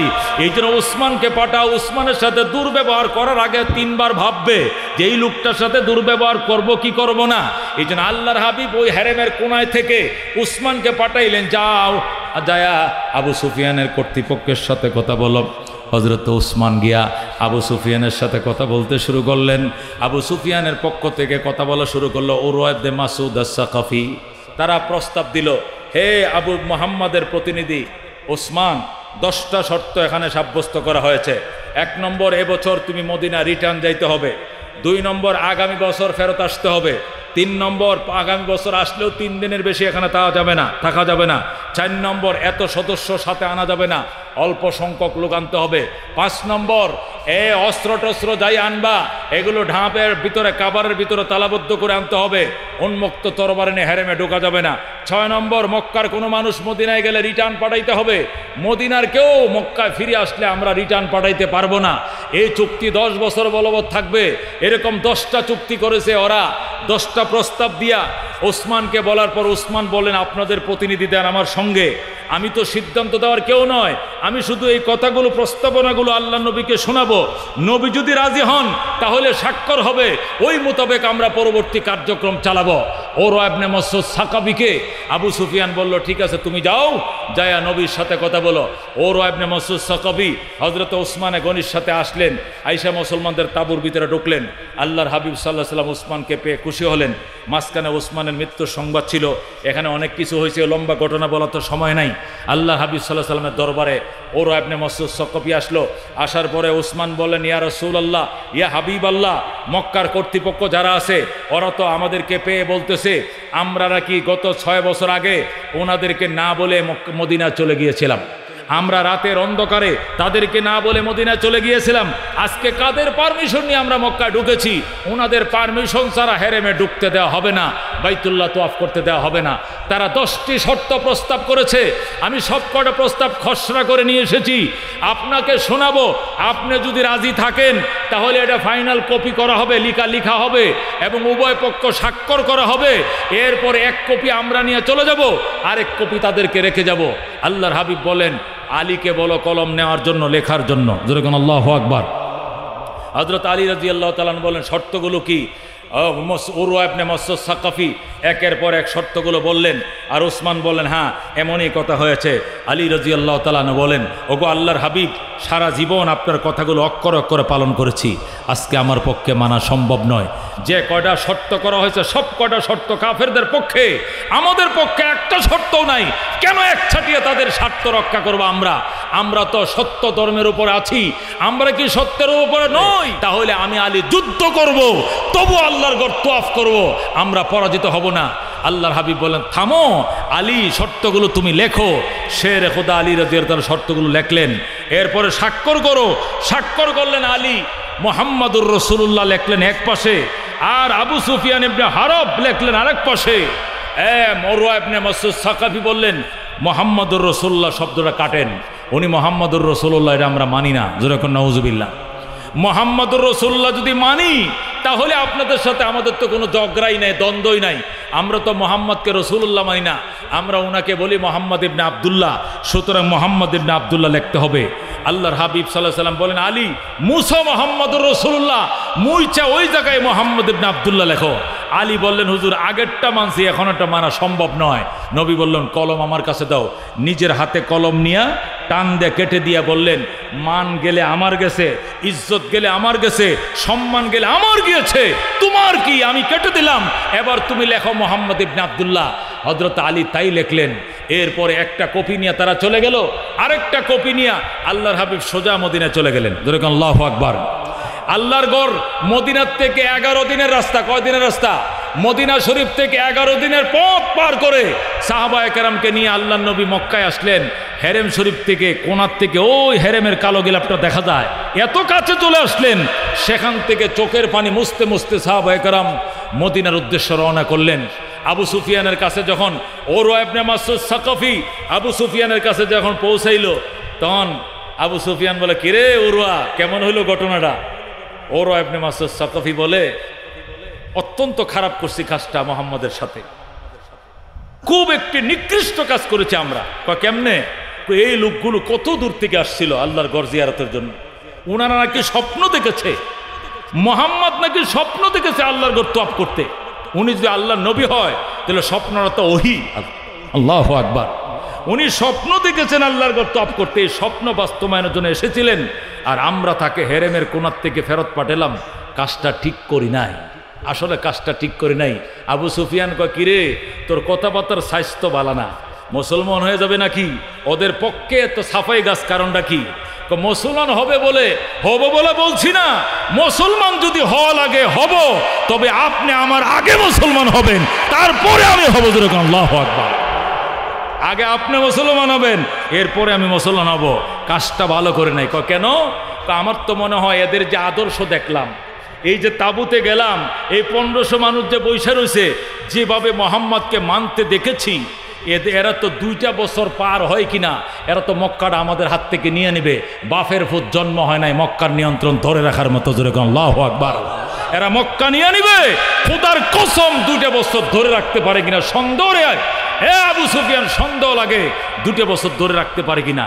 আবু সুফিয়ান কো, কেমনে, কিভাবে, কি দেখলি তুই? যা দেখলাম এটা বলে ভাষা ব্যক্ত করতে পারবো না। এরা পৃথিবীতে, হে আবু সুফিয়ান সাহেব, আপনার পররাষ্ট্রমন্ত্রী হিসাবে, আপনার বার্তাবাহক হিসাবে, আপনার মুখপাত্র হিসাবে রোম সম্রাটের কাছে পাঠান, আমি সেখানে গিয়েছি। পারস্য সম্রাটের কাছে পাঠাইছেন, সেখানে গিয়েছি। আমি আবিসিনিয়ার কর্তৃপক্ষের সাথে কথা বলেছি, বড় বড় রাজা বাদশাহ বিদেশি প্রতিনিধির সাথে কথা বলেছি। কিন্তু মুহাম্মদকে তার ভক্তরা যেভাবে মানে, এইভাবে মানতে পৃথিবীর কোনো নেতাকে আমি দেখি নাই। যেরকম আল্লাহু আকবার। আবু সুফিয়ান কয়, এটা কিভাবে? আমি বলবো আপনাকে, মুহাম্মদ যদি থুতু ফেলে, এই থুতু সাহাবীরা হাতে নিয়ে নেয়, এই থুতু কি বুকে মাখবে না, মুখে মাখবে না, কপালে মাখবে, পাগল হয়ে যায়। যেরকম আল্লাহু আকবার।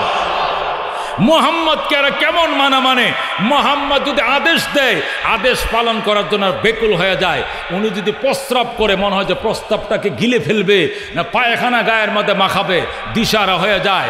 এই নেতার দিকে কর্মীরা চোখ তুলে তাকানোর সাহস পায় না। কথা বলার টাইমে মাথা অবনত করে আস্তে কথা বলে, উচ্চ আওয়াজে কথা বলাকে বেয়াদবি মনে করে। এই মুহাম্মদের সাথে আপনি কুলাইবেন, 2টা বছর পার করতে পারবেন না। 2 বছরের ভিতরে মক্কার নিয়ন্ত্রণ হারাইতে হবে। এটা আমি বুকে হাত দিয়ে বললাম। যেরকম আল্লাহু আকবার। ও দোস্ত, এই ছিল সাহাবায়ে কেরামের নবী প্রেমের দৃশ্য, এই ছিল সাহাবায়ে কেরামের নবী প্রেমের কাহিনী। আল্লাহর হাবিব সাল্লাল্লাহু আলাইহি সাল্লাম উহুদের ময়দানে আহত হলেন। কি হলেন? আহত হলেন। কাফেররা যে বর্ষা মারছে, কি মারছে? বর্ষা ছিলেন। কাফেররা যে বল্লম মারছে, বর্ষা মারছে। বল্লমের আসারটা থেকে কাঠের, বাঁশের, ছাউ গাছের, সুপারি গাছের, তাল গাছের আসার, কিন্তু মাথার যে অংশটা, এটা থাকে কিসের? লোহার। মাথার অংশটা কি থাকে? লোহার। বল্লমের 2টা মাথা, একটা অংশ করা এই কপালের ডাইন পাশে ঢুকছে, আরেকটা করা বাম পাশে ঢুকছে। লোহায় মাথার লোহার টুপি ছিল, টুপিটাকে ভেদ করে যখন করারা একটা কপালে এদিকে ঢুকছে, আরেকটা এদিকে ঢুকছে। আল্লাহর হাবিব সাল্লাল্লাহু আলাইহি সাল্লাম সাথে সাথে ময়দান ছেড়ে গুহার মধ্যে এসে চিকিৎসা শুরু করলেন। হযরতে সির নবী হুযায়ফাতুল ইয়ামান রাদিয়াল্লাহু তাআলা আনহু সহ হযরতে ফাতেমা, আবু বকর সহ 1 ডজন সাহাবায়ে কেরাম নবীকে চিকিৎসা করতেছিলেন। আর পয়গম্বরকে বলছেন, কোন জায়গার আপনার সবচেয়ে ব্যথা বেশি লাগে? নবী বলছেন, আবু বকর রে, আমার মাথার অগ্রভাগে 2টা লোহার কড়া ঢুকছে, এগুলো বের করার ব্যবস্থা কর, আমার জানটা বের হয়ে যাচ্ছে। আল্লাহু আকবার। লোহার কড়া এখানে একটা ঢুকছে, লোহার টুপিটা ভেদ করে ঢুইকা 2টা দাঁত পর্যন্ত ভেঙে গেছে নবীজির। আল্লাহু আকবার। নবীজির রুবাই দাঁত ভেঙে গিয়েছে। এই জন্য নবী বললেন, আবু বকর যেমনি হোক মাথার থেকে লোহার কড়াগুলো বের করো। আবু বকর দেওয়ানা হয়ে গেলেন, কেমনে বের করব? হযরতে আবু উবাইদা ইবনুল জাররাহ, হযরতে আবু উবাইদা ইবনুল জাররাহ রাদিয়াল্লাহু তাআলা আনহুম, উনি আশারায়ে মুবাশশারা সাহাবীদের একজন ছিলেন। উনি বললেন, ওগো সিদ্দিক আকবর, যান আপনি একটু দূরে সরেন, আপনি দুনিয়াতে তাইকেন জান্নাতের বহু টিকিট অর্জন করছেন, আমার একটা অর্জন করতে দেন। আল্লাহু আকবার। আবু বকর, জান্নাতের বহু সুসংবাদ আপনি পাইছেন, আমাকে সুসংবাদ নেওয়ার সুযোগ করে দেন, আমি নবীজির মাথা মোবারক থেকে লোহার কড়াগুলো বের করব। এই বলে হযরতে আবু উবাইদা ইবনুল জাররাহ রাদিয়াল্লাহু তাআলা আনহুম ফাতেমাকে বলেন, মা একটু সরেন, একটু দূরে সরেন। আবু বকর সাইড হন, ডান পাশের মারি দাঁত দিয়া ওই লোহার কড়ার মধ্যে দিয়ে হযরতে আবু উবাইদা এমন জোরে টান দিল, টানের ছুটে লোহার কড়া বের হয়ে এসেছে, সাথে সাথে দাঁত ভেঙ্গে চুরমার হয়ে গেছে। আল্লাহু আকবার। নবীজির মাথার লোহার কড়াটা বের করছে ঠিক, কিন্তু হযরত আবু উবাইদা ইবনুল জাররাহ দাঁত, ডান পাশে দাঁত ভেঙে গেছে, সিরিঙ্গি দিয়া রক্ত বের হইতেছে। তারপরে দাঁত তুই ধন্য, তুই আমার দাঁতের প্রেম থেকে আলাদা হওয়ার পরও তো নবীজির মাথার কড়া বের করেছ। আল্লাহু আকবার।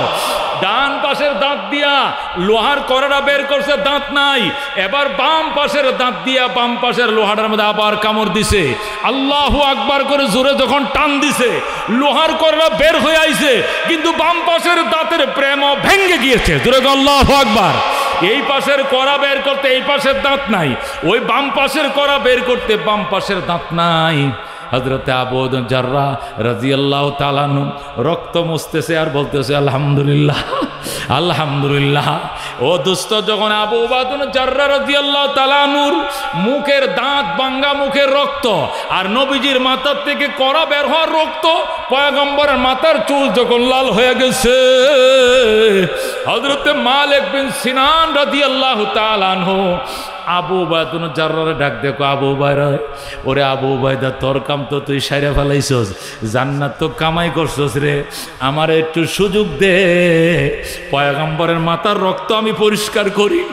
এই বলে মালিক বিন সিনান নবীজির মাথার মাঝে মুখটা লাগায় এমন টান দেওয়া শুরু করছে, সাইটা সমস্ত রক্ত পেটের টাঙ্কির ভিতরে ঢুকায় ফেলছে। ধরে আল্লাহু আকবার। হযরত আবু উবাইদা জাররাহর মুখের রক্ত, দাঁত ভাঙ্গা রক্ত, পয়গম্বরের মাথার থেকে লোহার কড়া বের করছে, দুই রক্ত একত্রিত হয়ে বন্যা হয়ে গেছে, সাগর হয়ে গেছে পয়গম্বরের মাথায়। এই রক্ত মালিক বিন সিনান রাদিয়াল্লাহু তাআলা আনহু মুখ লাগায়া জিহ্বা দিয়া চাইটা একটা কণা পর্যন্ত রাখে নাই, নবীজির মহব্বতে ছেঁটে গিলে ফেলছে। এবার বুঝো তাদের মহব্বত শুধু মুখে ছিল না বুকে ছিল। আল্লাহু আকবার। এই জন্য আল্লাহর হাবিব সাল্লাল্লাহু আলাইহি সাল্লাম পরিষ্কার ঘোষণা করেছেন, লা ইউমিনু আহাদুকুম হাত্তা আকুনা হাব্বা ইলাইহি মিন ওয়ালিদিহি ওয়া ওয়ালাদিহি ওয়ান নাসি আজমাইন। এতক্ষণ পর্যন্ত প্রকৃত ঈমানদার হতে পারবা না যতক্ষণ পর্যন্ত আমি নবীর প্রেম, আমার ভালোবাসা, আমার মহব্বত, তোমার জান, তোমার মাল, তোমার স্ত্রী, তোমার পুত্র, তোমার বউ, তোমার বাচ্চা, তোমার স্থাবর অস্থাবর সকল জিনিস থেকে দামি না হবে, এতক্ষণ পর্যন্ত তুমি পরিপূর্ণ মুমিন হতে পারবা না। কতক্ষণ ঠিক কিনা? আল্লাহর হাবিব সাল্লাল্লাহু আলাইহি ওয়াসাল্লাম উহুদের ময়দানে শহীদ হয়ে গেছে। এই অপপ্রচার যখন মুনাফিকরা চালাইতে শুরু করলো, শয়তানও পর্যন্ত অপপ্রচার শুরু করলো, মদিনার মেয়েরা পর্যন্ত রাস্তায় বের হয়ে যায়, মদিনার নারীরা পর্যন্ত রাস্তায় বের হইয়া রসুল গো বয়া কান্না শুরু করছে। আল্লাহর হাবিব সাল্লাল্লাহু আলাইহি ওয়াসাল্লামের মৃত্যুর সংবাদ শুনে যুবতী মেয়েরা বের হয়ে গেছে, ছোট বাচ্চা কোলে নিয়ে মেয়েরা বের হয়ে গেছে। আনসারী মেয়েরা উহুদের দিকে ছুটছে, সাহাবীর সাথে দেখা। সাহাবী কয়, মা কান্দিস না, তোর স্বামী শহীদ হয়ে গেছে, উহুদের ময়দানে পইরা রইছে, দেখে আসছি। আল্লাহু আকবার। মহিলা ডাক দেখো, আলহামদুলিল্লাহ আমার স্বামী শহীদ হয়েছে, আমি খুশি। নবীর সংবাদ বলেন, নবী কেমন আছেন? আল্লাহর হাবিব নিরাপদে আছেন, অসুবিধা নাই। মহিলা দৌড়াইতে আসেন। আর একটু সামনে যাওয়ার পর সাহাবীর সাথে দেখা। কিরে বাবা, নবীর সংবাদ কি? আলহামদুলিল্লাহ নবী ভালো আছে, তবে তোমার ছেলেটাকে দেখে আইছে ওহুদের ময়দানে শহীদ হয়ে পড়ে রয়েছে। তোমার ছেলেটাকে দেখছে এই রক্ত মাখা পড়ে রয়েছে। মহিলাকে আলহামদুলিল্লাহ আমার স্বামী শহীদ হয়েছে, আমার দুঃখ নাই। আমার ছেলে শহীদ হয়েছে, দুঃখ নাই।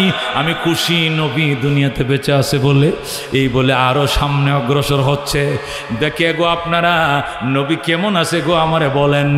শুনছি নবী নিরাপদে আছে, গুহার ভিতরে আছে, কিন্তু তোমার ছোট ভাইটাকে দেখে আসছি, তোমার ছোট ভাইকে দেখে আইছি রক্ত মাখা শহীদ হয়ে গেছে। একজনে বলছে তোমার স্বামী নাই, আলহামদুলিল্লাহ। আরেকজনে বলছে ছেলে নাই, আলহামদুলিল্লাহ। আরেকজনে ছোট ভাই নাই, তবু বলে আলহামদুলিল্লাহ। নবী কেমন আছে বলো? নবী বেঁচে আছেন। শুনছি নবী গুহায় আছে। পয়গম্বরকে না দেখা পর্যন্ত আমার কলিজায় শান্তি নাই। দৌড়ায়া দৌড়ায়া গুহার ভিতরে যাইয়াম, নবীকে দেখে কই, ইয়া রাসূলুল্লাহ, ইয়া হাবিবাল্লাহ, আমার কলিজা টুকরা সন্তান আপনাকে দিতে এসেছি। আমার স্বামী আপনার সাথে শহীদ, আমার ছোট ছেলেও শহীদ, আমার ছোট ভাইও শহীদ, আমার এই কুলের বাচ্চারা ছাড়া কেউ নাই। এই বাচ্চাটাকে রেখে গেলাম, আবার যদি যুদ্ধ হয় কোনোদিন, এই বাচ্চাটা আপনার সামনে তুলে ধরবেন। শত্রুর আঘাত আমার বাচ্চার গায়ে লাগবে, তবু আপনার গায়ে যেন শত্রুর আঘাত না লাগে গো নবীজি। আপনাকে আমার সন্তান চেয়েও ভালোবাসি। যেরকম আল্লাহু আকবার। ও দুস্ত, এডে কও সিরাতুন নবী, এটাকে বলে নবীর প্রেম। নবীর প্রেম মানে 12ই রবিউল আউয়াল শুধু মিছিল করা নয়, জিলাপি বন্টন করা নয়, তেহারি বিতরণ করা নয়। আল্লাহ নবী সাল্লাল্লাহু আলাইহি সাল্লাম বলেন, ইন্নী বুইস্তু লিউতাম্মিমা মাকারিমাল আখলাক, উত্তম চরিত্রের পরিসমাপ্তি ঘটানোর জন্য আল্লাহ রাব্বুল আলামিন আমাকে দুনিয়া পাঠাইছে। এই জন্য আল্লাহর হাবিবের আদর্শ আমার আদর্শ। নবী সাল্লাল্লাহু আলাইহি সাল্লাম রাষ্ট্রপ্রধান ছিলেন, আমাদের জন্য রাষ্ট্রপ্রধানের জন্য আদর্শ। আমাদের রাষ্ট্রপ্রধানও যদি নবীর মতো হয়, আদর্শ রাষ্ট্রপ্রধান হবে। নবী ইমাম ছিলেন, আমাদের জন্য আদর্শ। নবীর আদর্শের সাথে যে আমি ইমাম হিসাবে আদর্শ মিলে আমি আদর্শ ইমাম হব। নবী আদর্শ বিচারপতি ছিলেন, উনার বিচারের সাথে যদি আমার বিচার মিলাই আমি আদর্শ বিচারপতি হতে পারবো। নবী আদর্শ সেনাপতি ছিলেন, উনার আদর্শের সাথে আমার সেনাপতির আদর্শ যদি মিলে আদর্শ সেনাপতি হতে পারবো। কথা কোন ঠিক কিনা? নবী আদর্শ ফ্যামিলি প্রধান ছিলেন, আমাদের ফ্যামিলি প্রধানরাও যদি নবীর আদর্শের সাথে আদর্শ মিলে আমি উত্তম আদর্শবান হব। আল্লাহর হাবিবের আদর্শের সাথে আমার বিবাহ মিলাইতে হবে, আমার ব্যবসা মিলাইতে হবে, আমার রাজনীতি মিলাইতে হবে, আমার নির্বাচন মিলাইতে হবে।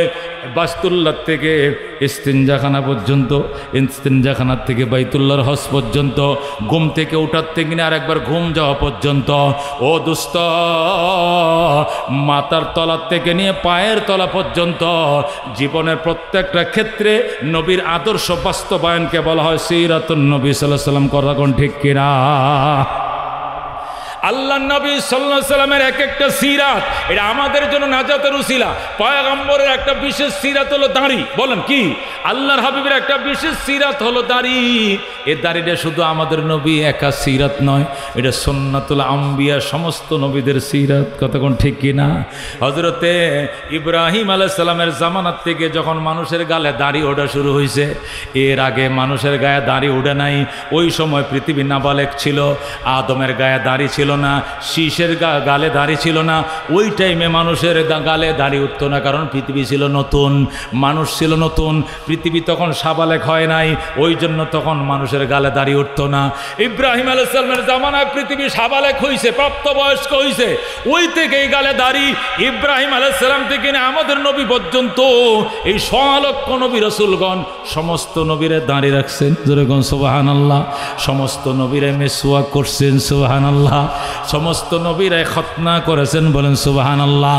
আল্লাহর হাবিবের এক একটা আদর্শ, এটা বাজান ক্ষেত করে জমিনের ফসলে জমিন করে বেড়া দিলের যেরকম ক্ষেতের ফসল নষ্ট হওয়ার সম্ভাবনা নাই, এক একটা আদর্শ আমার জীবনের ঈমান আমল নষ্ট হওয়ার জন্য সম্ভাবনা নাই। কথা কোন ঠিক কিনা? বেড়া দিলে যেরকম মরিচ ক্ষেত খাবে না, দাড়ি রাখলেও ইসলাম শয়তানে খেতে পারবে না। দাড়ি ইসলামের বেড়া। একটা দাড়িওয়ালা মানুষ রাস্তাতে হেঁটে যাবে, হাজার হাজার মুসলমান তাকে সালাম দিবে। কতক্ষণ ঠিক কিনা? একটা দাড়িওয়ালা মানুষ বাসে দাঁড়ায় থাকবে, অন্য যুবক বৈশা বলবে আঙ্কেল আপনি বসেন, মুরব্বী মানুষ বাসে জায়গা করে দিবে। কতক্ষণ ঠিক কিনা? একটা দাড়িওয়ালা মানুষ দাড়ির কারণে, ও বন্ধু সে গাঁজা খাবে না দাড়ির কারণে, তার কাছে গাঁজা বিক্রি করবে না দাড়ির কারণে। কতক্ষণ ঠিক কিনা? একটা মানুষ দাড়ি রাখার কারণে একটা নষ্টা মেয়ে তাকে কোনোদিন বদমাইশের প্রেমের প্রস্তাব দিবে না। কতক্ষণ ঠিক কিনা? এই লোকটার গায়ে দাড়ি, এই লোকটার সাথে বদমাইশেম করা যায় না, তাকে প্রেমের প্রস্তাব দিবে না। তার চরিত্র ধ্বংস করার জন্য কেউ প্রলোভন দিতে সাহস পাবে না। আল্লাহ তাআলা একটা দাড়ির বরকতে লাখো লাখো গুনাহ থেকে তারা হেফাজত করবে। জোরে কোন সুবহানাল্লাহ। এ বন্ধু, আল্লাহ নবীর হাজার হাজার সুন্নত আছে, নবীজির শত শত সুন্নত আছে, কোনো সুন্নত সাথে নিয়ে যাওয়া যাবে না, কিন্তু দাড়ি নামক সুন্নত সাথে যাবে। কথা কোন ঠিক কিনা? দস্তরখান বিছায় খানা খাওয়া সুন্নত, দস্তরখান কি দিয়া দেয় গো কবরে? ডিলা গুলুপ করা সুন্নত, এটা কি কাফনের কাপড়ের সাথে ডিলা গুলুপ দেয়? মেসওয়াক করা সুন্নত, মেসওয়াক কি কবরে দিয়া দেয় সাথে? কতক্ষণ দিয়া দেয় লোকের সাথে? পাগড়ি বাঁধা সুন্নত, পাগড়ি কি কবরের সাথে দিয়ে দেয়? দাড়ি রাখা সুন্নত, এটা কি যাবে না থাকবে? এটা সাথে দিয়া দেয় না, এটা শেভ করে দেয়। এ মরার পরে কি শেভ করে না, দাড়ি দিয়ে দেয় সাথে? এই দাড়ি সাথে যাবে, কোনো সুন্নত সাথে যাবে না। দাড়ি নামক সুন্নত দাড়িওয়ালার সাথে কবরে যাবে। যেরকম আল্লাহু আকবার। একটা সুন্নত আজকের মাহফিল শুনে যদি এই একটা সুন্নতের উপর আমল করে একটা মানুষ, তাহলে 40,000 টাকা খরচ হয়েছে, এটা সার্থক হবে। 40 লক্ষ টাকা খরচ হলে সার্থক হবে। একটা মানুষ যদি সুন্নতে দাড়ি রাখার জন্য আজকের থেকে নিয়ত করে, দাড়ি রাখা সুন্নত হলে ওয়াজিবের কাছাকাছি। কতক্ষণ ঠিক কিনা? এই দাড়ি আজকের থেকে কারা কারা রাখার নিয়ত করছে হাত বাড়ান। আল্লাহ তুমি কবুল করো। আল্লাহ দাড়িতে আর হুঁশ দিব না, দাড়িতে আর হুঁশ দিব না, আল্লাহ তুমি মঞ্জুর করো। আল্লাহ দাড়ি নিয়ে কবরে দাও, তৌফিক নসিব করে। যেরকম আমি মা বোনদেরকে বলবো, হে মা বোনেরা, তোমার স্বামীদেরকে দাড়ি রাখতে উদ্বুদ্ধ করো, দাড়ি রাখতে উদ্বুদ্ধ করো। তুমি হুজুরের কাছে তাবিজ আনতে যাইতে হবো না। হুজুরের কাছে মহিলারা যা যায়, হুজুর একটা তাবিজ দেন তো। আমার স্বামী শুধু অন্য মেয়েদের সাথে মোবাইলে কথা বলে, আমার স্বামী অন্য মেয়েদের সাথে সম্পর্ক করছে, এই জন্য কোন তাবিজ দিলে স্বামীরে ফেরানো যায়? একটা তাবিজ এটা হলো, তুমি সুন্দর করে দাড়িটা রাখায় দাও, এই আঙ্কেলের সাথে কেউ প্রেম পীড়িত করবে না। কতক্ষণ ঠিক কিনা? কারণ তখন হেরে ডাকবো যে এটা চাচা আঙ্কেল। কতক্ষণ ঠিক কিনা? আঙ্কেলের সাথে কেউ প্রেম করবে না। এই জন্য তোমরা তো স্বামীকে দাড়ি রাখতে দাও না। দাড়ি রাখতো না, এত সকালে দাড়ি রাখলে তোমারে আঙ্কেল ডাকবে মানুষ, এই বলে তোমাকে ইয়ং ইয়ং দেখা যায়। তুমি শেভ করলে, এই জন্য বউয়ানে শেভ করা, এই জন্য তোমার জামাইরা অন্য মেয়েরা প্রেম করে। কতক্ষণ ঠিক কিনা? এই জন্য তোমার স্বামীকে অন্য মেয়েদের খপ্পর থেকে বাঁচাইতে হলে মা বোনরা যারা আমার ওয়াজ শুনতো তোমাদেরকে বলছে, আগামীকাল থেকে শপথ করাও সে যেন দাড়ি না কাটে। কথা ঠিক কিনা? দাড়িটা রাইকা তোমার স্বামীকে রাস্তা ছেড়ে দাও, হাজার হাজার মেয়েরা সামনে পড়বে, কেউ তার দিকে তাকাইবে না, মাথা নিচু করে কবে আসসালামু আলাইকুম আঙ্কেল। কথা ঠিক কিনা? এই জন্য দোস্ত, আল্লাহর হাবিব সাল্লাল্লাহু আলাইহি সাল্লামের সুন্নত, এটা আমার জীবন, এটা আমার ব্লাড, এটা আমার রক্ত, এটা আমার নেশা, এটা আমার মিশন, এটা আমার মুক্তি, এটা আমার নাজাত। বিশ্বাস করতে হবে। কথা কোন ঠিক কিনা? নবী বলছেন, তারাকতু ফীকুম আমরাইন, আমি নবী বিদায় নিলাম, দুইটা জিনিস তোমাদের জন্য রেখে গেলাম, একটা কিতাব আল্লাহ, আর একটা হলো সুন্নতি। তোমাদের জন্য দুটি আদর্শ রেখে গেলাম। লান তাদিল্লু মা তামাসসাকতুম বিহিমা, আমার পরে তোমরা ভ্রষ্ট হবে না যতদিন ওই দুটি জিনিসকে আঁকড়িয়ে ধরো। একটি কিতাবুল্লাহ, আর একটি হলো সুন্নাতুর রাসূলি। একটি হলো আল্লাহর কিতাব, আর একটা আমি পয়গম্বরের সুন্নত। এই দুইটা জিনিস ধরে রাখলে আমি নবী দুনিয়াতে না থাকলে অসুবিধা হবে না, তোমার জান্নাত কেউ খেড়ে নিতে পারবে না। কথা ঠিক কিনা? এই জন্য দুস্থ আল্লাহওয়ালাদের অনুষ্ঠান, উলামায়ে কেরামের অনুষ্ঠান, মসজিদের ইমামদের অনুষ্ঠান, মসজিদের খতিবদের অনুষ্ঠান, উলামা হযরতের অনুষ্ঠান, মুহাদ্দিসিনদের অনুষ্ঠান, শাইখুল হাদিসদের অনুষ্ঠান, আল্লাহওয়ালাদের অনুষ্ঠানে এসে আজকের থেকে শপথ করলাম নবীজির একটা সুন্নত আমরা বাদ দিব না। কারা কারা রাজি আছেন? না তো বারান মেসওয়াক করে ওযু করবো, রাজি আছেন ইনশাআল্লাহ? হ্যাঁ, মেসওয়াক করলে 70টা উপকার। কয়টা উপকার? কয়টা উপকার? দাঁত পরিষ্কার হয়, দাঁতের গোড়া শক্ত হয়, মুখের দুর্গন্ধ দূর হয়, দাঁতের ময়লা দূর হয়, গোড়া পরিষ্কার হয়, আগা পরিষ্কার হয়, গোড়া মজবুত হয়, দুর্গন্ধ মুক্ত হয়। সবচেয়ে বড় পুরস্কার মৌতের বিছানায় কালমা নসিব হয়। কথা কোন ঠিক কিনা? মৃত্যুর বিছানায় কালমা নসিব হয়। এমন মেসওয়াক কারা কারা করবো আজকে থেকে? হাত বাড়ান। আল্লাহ 5 ওয়াক্ত নামাজে মেসওয়াক করে নামাজ পড়ার তৌফিক দিয়ে জোরে কোন আমিন। সবচেয়ে বড় পুরস্কার 1 রাকাতে 70 রাকাত নামাজের সওয়াব পাওয়া যায়। সুবহানাল্লাহ কোন? 1 রাকাত নামাজে কয় রাকাত? 70 রাকাত নামাজের সওয়াব পাওয়া যায়। মৃত্যুর বিছানায় কালিমা নসিব হয়। কি নসিব হয়? কালিমা নসিব হয়। আল্লাহ রাব্বুল আলামিন আমাদেরকে আমল করার তৌফিক দান করে জোরে কোন আমিন। আল্লাহ রাব্বুল আলামিন বলেছেন, আমার বন্ধু মা আতাকুমুর রাসূলু ফাখুযুহু, আমার বন্ধু তোমাদের জন্য যা নিয়ে এসেছে এগুলোকে তোমরা ধরো। ওমা নাহাকুম আনহু ফান্তাহু, আমার বন্ধু যা তোমাদেরকে ছেড়ে দিতে বলেছেন ছেড়ে দাও, বর্জন করো। আল্লাহ নবীর আনিত আদর্শগুলোকে ধরবো, বর্জনীয় আদর্শগুলোকে বর্জন করব। আল্লাহ নবী বলছেন, আমার সুন্নতকে আঁকড়ায় ধরো, আমার সঙ্গে হাসর হবে, আমার সঙ্গে যাদের হাসর হবে আমার সাথে জান্নাতে যাবে। ঠিক কিনা? আল্লাহর হাবিব সাল্লাল্লাহু আলাইহি ওয়াসাল্লাম বলেছেন, মান তামাসসাকা বিসুন্নতি ইনদা ফাসাদা উম্মতি ফালাহু আজরু মিয়াতি শাহীদ। নবী বলেন, উম্মতের দুর্দিনে, আমার উম্মতের দুর্দিনে আমার এক একটা সুন্নতকে যে সমস্ত লোক আঁকড়ায়া ধরবে তার জন্য 100 শাহাদাতের সওয়াব, 100 শহীদের সওয়াব হবে। জোরে কোন সুবহানাল্লাহ। আল্লাহর পথে যুদ্ধ করে 100 শহীদ, 100 শাহাদত বরণ করার কারণে যে সওয়াব পাবে, আমার এক একটা মৃত সুন্নতকে জিন্দা করলে যে সুন্নতগুলো প্রতিষ্ঠিত ছিল না, এক একটা মৃত মুর্দা সুন্নতকে ধরে ধরে জিন্দা করো। যে সুন্নত অভ্যস্ত ছিলে না তুমি, এক একটা সুন্নত খুঁজে খুঁজে নামাজের আগে মেসওয়াক করো, খানার আগে দস্তরখান বিছায় খাও, নামাজের আগে পাগড়ি বাছাও। ওই মুসলমান, দাঁড়িয়ে রাখো, মাথায় পাগড়ি নিয়ে নামাজ করো, মেসওয়াক করে নামাজ পড়ো, ইস্তেঞ্জা করার পরে ঢিলা কুলুপ ব্যবহার করো, পানি ব্যবহার করো, খানার আগে দস্তর বিছায় খানা খাও। এক একটা সুন্নত হারিয়ে যাও, সুন্নতগুলো খুঁজে বের করো। 100 গলা কাটা শহীদের সওয়াব। ধরে কোন সুবহানাল্লাহ। যারা আল্লাহর পথে যুদ্ধ করে শহীদ হয়েছেন এরকম 100 শহীদের সওয়াব। এক একটা সুন্নত এই আখিরি জামানা ফিতনার যুগে বাস্তবায়ন করলে আল্লাহর হাবিব বলেছেন আল্লাহ তাআলা তাকে দিবেন। ধরে কোন সুবহানাল্লাহ। এই জন্য আল্লাহর হাবিবের শাফাত কারা কারা পেতে চায়? হাত বাড়াই। লিল্লাহি তাকবীর। আল কোরআনের আলো, আল হাদিসের আলো, আল্লাহর হাবিবের আদর্শগুলো কি বাস্তবায়ন করতে রাজি আছেন তো ইনশাআল্লাহ? আল্লাহর হাবিবের মহব্বত বুক ভরা আছে তো ইনশাআল্লাহ? মদিনা কারা কারা যেতে চান? মদিনা যেতে মন চায়? মন চায়? আল্লাহর হাবিবের প্রেমিক যারা মদিনা যাবেই যাবে। কথা কোন ঠিক কিনা? যারা শুধু 12 তারিখ নবীর মহব্বত দেখায় এরা মদিনার পাগল নয়। এরকম একটা পাগলও মদিনা যেতে পারেন না, আমি চ্যালেঞ্জ করলাম। আপনারা রাজারবাগের নাম শুনছেন? রাজারবাগের নাম শুনছেন? মদিনা যায় নাই। দেওয়ানবাগের নাম শুনছেন? শুনছেন দেওয়ানবাগের নাম? সে কি কি আশেকে রসুল, সুফি সম্রাট বলতো কিনা?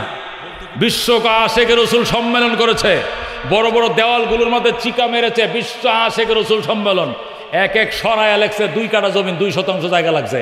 এক এক সরায়া, সরায়া তালে বসাকা সে কয়েকার কে আশেকে এক একটা লেগছে। দেওয়ালটা যত বড় সরায়াটা এত বড়। কতক্ষণ ঠিক কিনা? জীবন ভর আশেকে রসুল সম্মেলন করছে আরামবাগে, ঢাকায়, মতিঝিলে, নারায়ণগঞ্জে, কিন্তু খোদার অভিশপ্ত গোলাম জীবনেও মদিনায় যায় নাই। কতক্ষণ ঠিক কিনা? যারা নির্ধারিত দিনে আশেকে রসুল মারে এরা জীবনেও মদিনা যাওয়াদের কপালে নসিব হয় নাই। কতক্ষণ ঠিক কিনা? আর যারা সারা বছর নবীর প্রেমের প্রেমিক, 12 মাস আল্লাহর পয়গম্বরের প্রেমে কান্দে, সপ্তাহে 7 দিন কান্দে, মাসের 30 দিন কান্দে, বছরে 360 দিন কান্দে, 360 দিন আল্লাহ নবীর সুন্নতের দেওয়ানা, এরা ঘুমেও মদিনায় যায়, সজাগেও মদিনায় যায়। কতক্ষণ ঠিক কিনা? ইমাম আবু হানিফা রহমতুল্লাহ আলাই আল্লাহু আকবার। 200 বার গেছেন মক্কা মদিনায়, জোরে কোন আল্লাহু আকবার। 99 বার আল্লাহকে স্বপ্ন দেখেছেন, জোরে কোন আল্লাহু আকবার। কি মনে করছেন এরা হলো সত্যিকার আশেক? ওই দেওয়ানবাগি বদমাশ জীবনেও কোনোদিন মদিনায় যায় নাই, আশেকে রসুল মারছে। এই জন্য আমাদের এশক বছরে শুধু একদিন নয়, আমাদের এশক 12 মাস, আমাদের এশক 24 ঘন্টা, আমাদের এশক সপ্তাহে 7 দিন, বছরে 360 দিন। জন্ম থেকে নিয়ে মৃত্যু পর্যন্ত নবীর প্রেমে আমরা জর্জরিত, কতক্ষণ ঠিক কিনা? হযরতে খাজা মঈনুদ্দিন চিশতি আজমিরি রহমতুল্লাহ আলাই আজমিরে বইরা কানতেন, মাই জিন্দগি মে একবার মদিনা যাও, मैं जिंदगी में एक बार मदीना जाओ, मदीना जाओ कभी लौट ना आओ, मैं जिंदगी में एक बार मदीना जाओ। जिस गुंबद खुजरा में नबी सोई हुई है, इस खाक के जाने ने सर मेरे दिल हुई है। दरबार नबी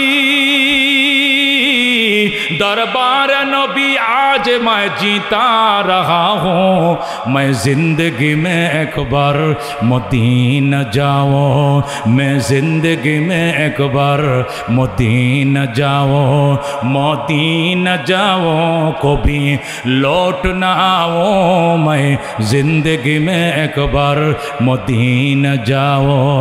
आए खुदा मेरे सामने सफ़र को आता कर, आए खुदा मेरे सामने सफ़र को आता कर, इस फानी दुनिया से मेरे दिल को जुदा कर। अल्लाहु अकबर।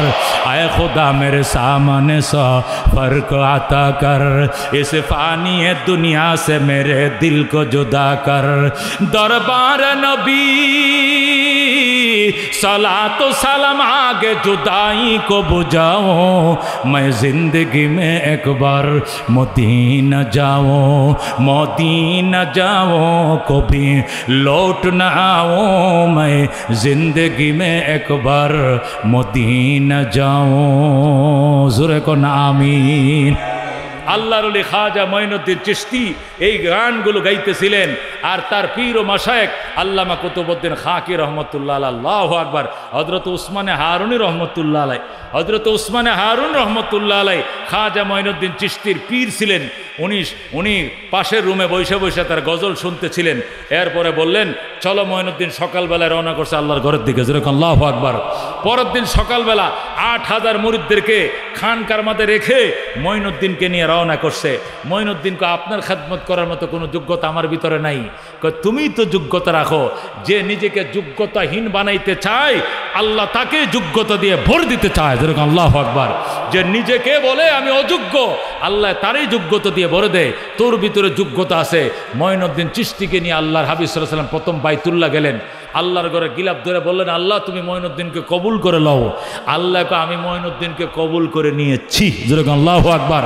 আওয়াজ আসতেছে, মদিনায় যায় কই, ইয়া রাসূলুল্লাহ, ইয়া হাবিব আল্লাহ, এই মঈনুদ্দিন আমার খাদেম, আমার গাট্টি গুটি আনছে, টাইনে আমারও কবুল করো, মঈনুদ্দিনকেও কবুল করো। আওয়াজ আসতেছে, মক্কা যখন কবুল হয়েছিল ওই সময় আমার সাথে পরামর্শ ছিল রবের সাথে, যেরকম আল্লাহু আকবার। এটা বুঝ পরামর্শ করি আমরা কবুলিয়ত দান করছি, যেরকম আল্লাহু আকবার। ও দুস্ত, আল্লাহর হাবিবের আশেক যারা, পয়গম্বরের সুন্নত দিয়ে যারা জীবনকে সাজিয়েছে, আল্লাহ রাব্বুল আলামিন দুনিয়াতে ওদেরকে মুনাব্বর করে দিয়েছে, চমকাইয়া দিয়েছে, আখিরাতেও তাদেরকে চমকিয়ে দিয়েছে, যেরকম সুবহানাল্লাহ। আজকে খাজা মঈনুদ্দিন চিশতি দুনিয়ার থেকে চলে গিয়েছে, যার হাতে 90 লক্ষ হিন্দু কালমা পড়ে মুসলমান হয়েছে, যেরকম আল্লাহু আকবার। মঈনুদ্দিন চিশতির জমানায় অভিশপ্ত রাজা বাদশা যারা ছিল এদের নাম হয়তো আমাদের মনে নাই। পৃথিবী যতদিন থাকবে মঈনুদ্দিন চিশতির নামে জমিনে থাকবে, কতক্ষণ ঠিক কিনা? কেন? আল্লাহর হাবিব সাল্লাল্লাহু আলাইহি ওয়াসাল্লামের সুন্নাহ দিয়া, আল্লাহ তাআলার আদর্শ, পয়গম্বরের আদর্শ দিয়া, আল্লাহর হুকুম আর নবীজির আদর্শ দিয়ে তারা জীবনকে সাজিয়েছিল। শত্রুর বিরুদ্ধে বলা লাগলে বলেছে, চলা লাগলে চলেছে, অস্ত্র ধরা লাগলে অস্ত্র ধরেছে, তবু আপোষ করে নাই, কতক্ষণ ঠিক কিনা? হ্যাঁ, এই বাদশাহ গৌর গোবিন্দর বিরুদ্ধে হযরতে শাহজালাল ইয়ামিনী রহমতুল্লাহ আলাইহি বলার প্রয়োজন বলেছে, চলার প্রয়োজন চলেছে, যুদ্ধের প্রয়োজন যুদ্ধ করেছে, তারপরে আপোষ করে নাই, কতক্ষণ ঠিক কিনা? এই জন্য গৌর গোবিন্দের নাম নাই, কিন্তু শাহজালাল এমনের নাম তামাম পৃথিবীতে আছে। কথা কোন ঠিক কিনা? সে জান্নাতে থাকবে নবীজির সাথে। কথা কোন ঠিক কিনা? নবী বলছেন কানা মাই ফিল জান্নাহ, সে আমার সাথে জান্নাতে থাকবে। আজকের থেকে বিগত দিনে দাড়ি রাখতে অবহেলা করছি, আজকের থেকে দাড়ি রেখে ফেলবো ইনশাআল্লাহ। বলেন ইনশাআল্লাহ। এতদিন খানা খাইছি, দস্তর বিছায় খাই নাই, প্লেট লইয়ে ইজাতা দেয়া টেবিলের উপরে, তোষকের উপরে, লেফের উপরে, বিছানার উপরে মাটিতে বসে খেয়ে ফেছি। আজকের থেকে দস্তরখান বিছায় খানা খাবো। রাজি আছে ইনশাআল্লাহ?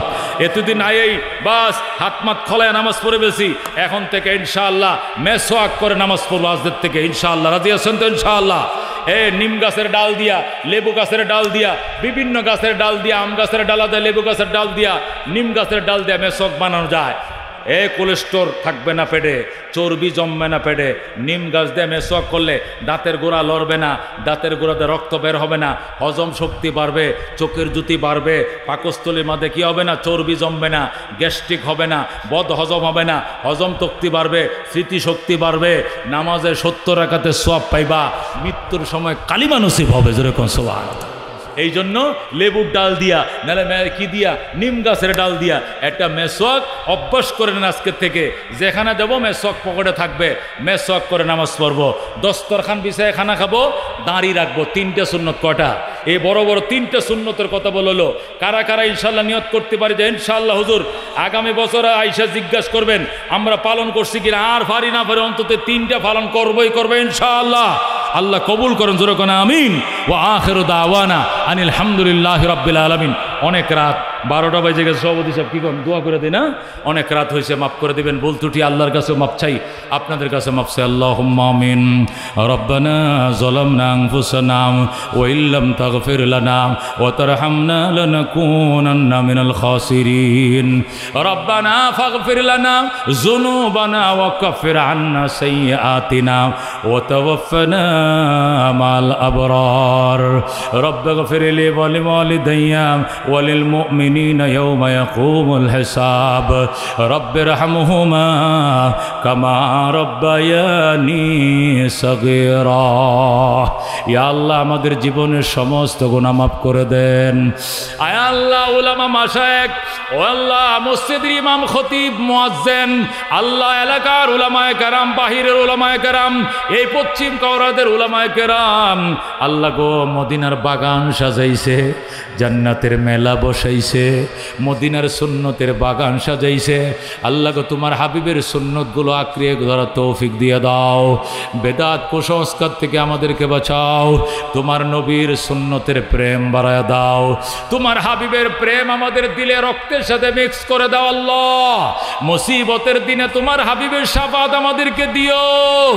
আল্লাহ তোমার হাবিবের হাতে কাউসারের শরবত আমাদেরকে পান করায়।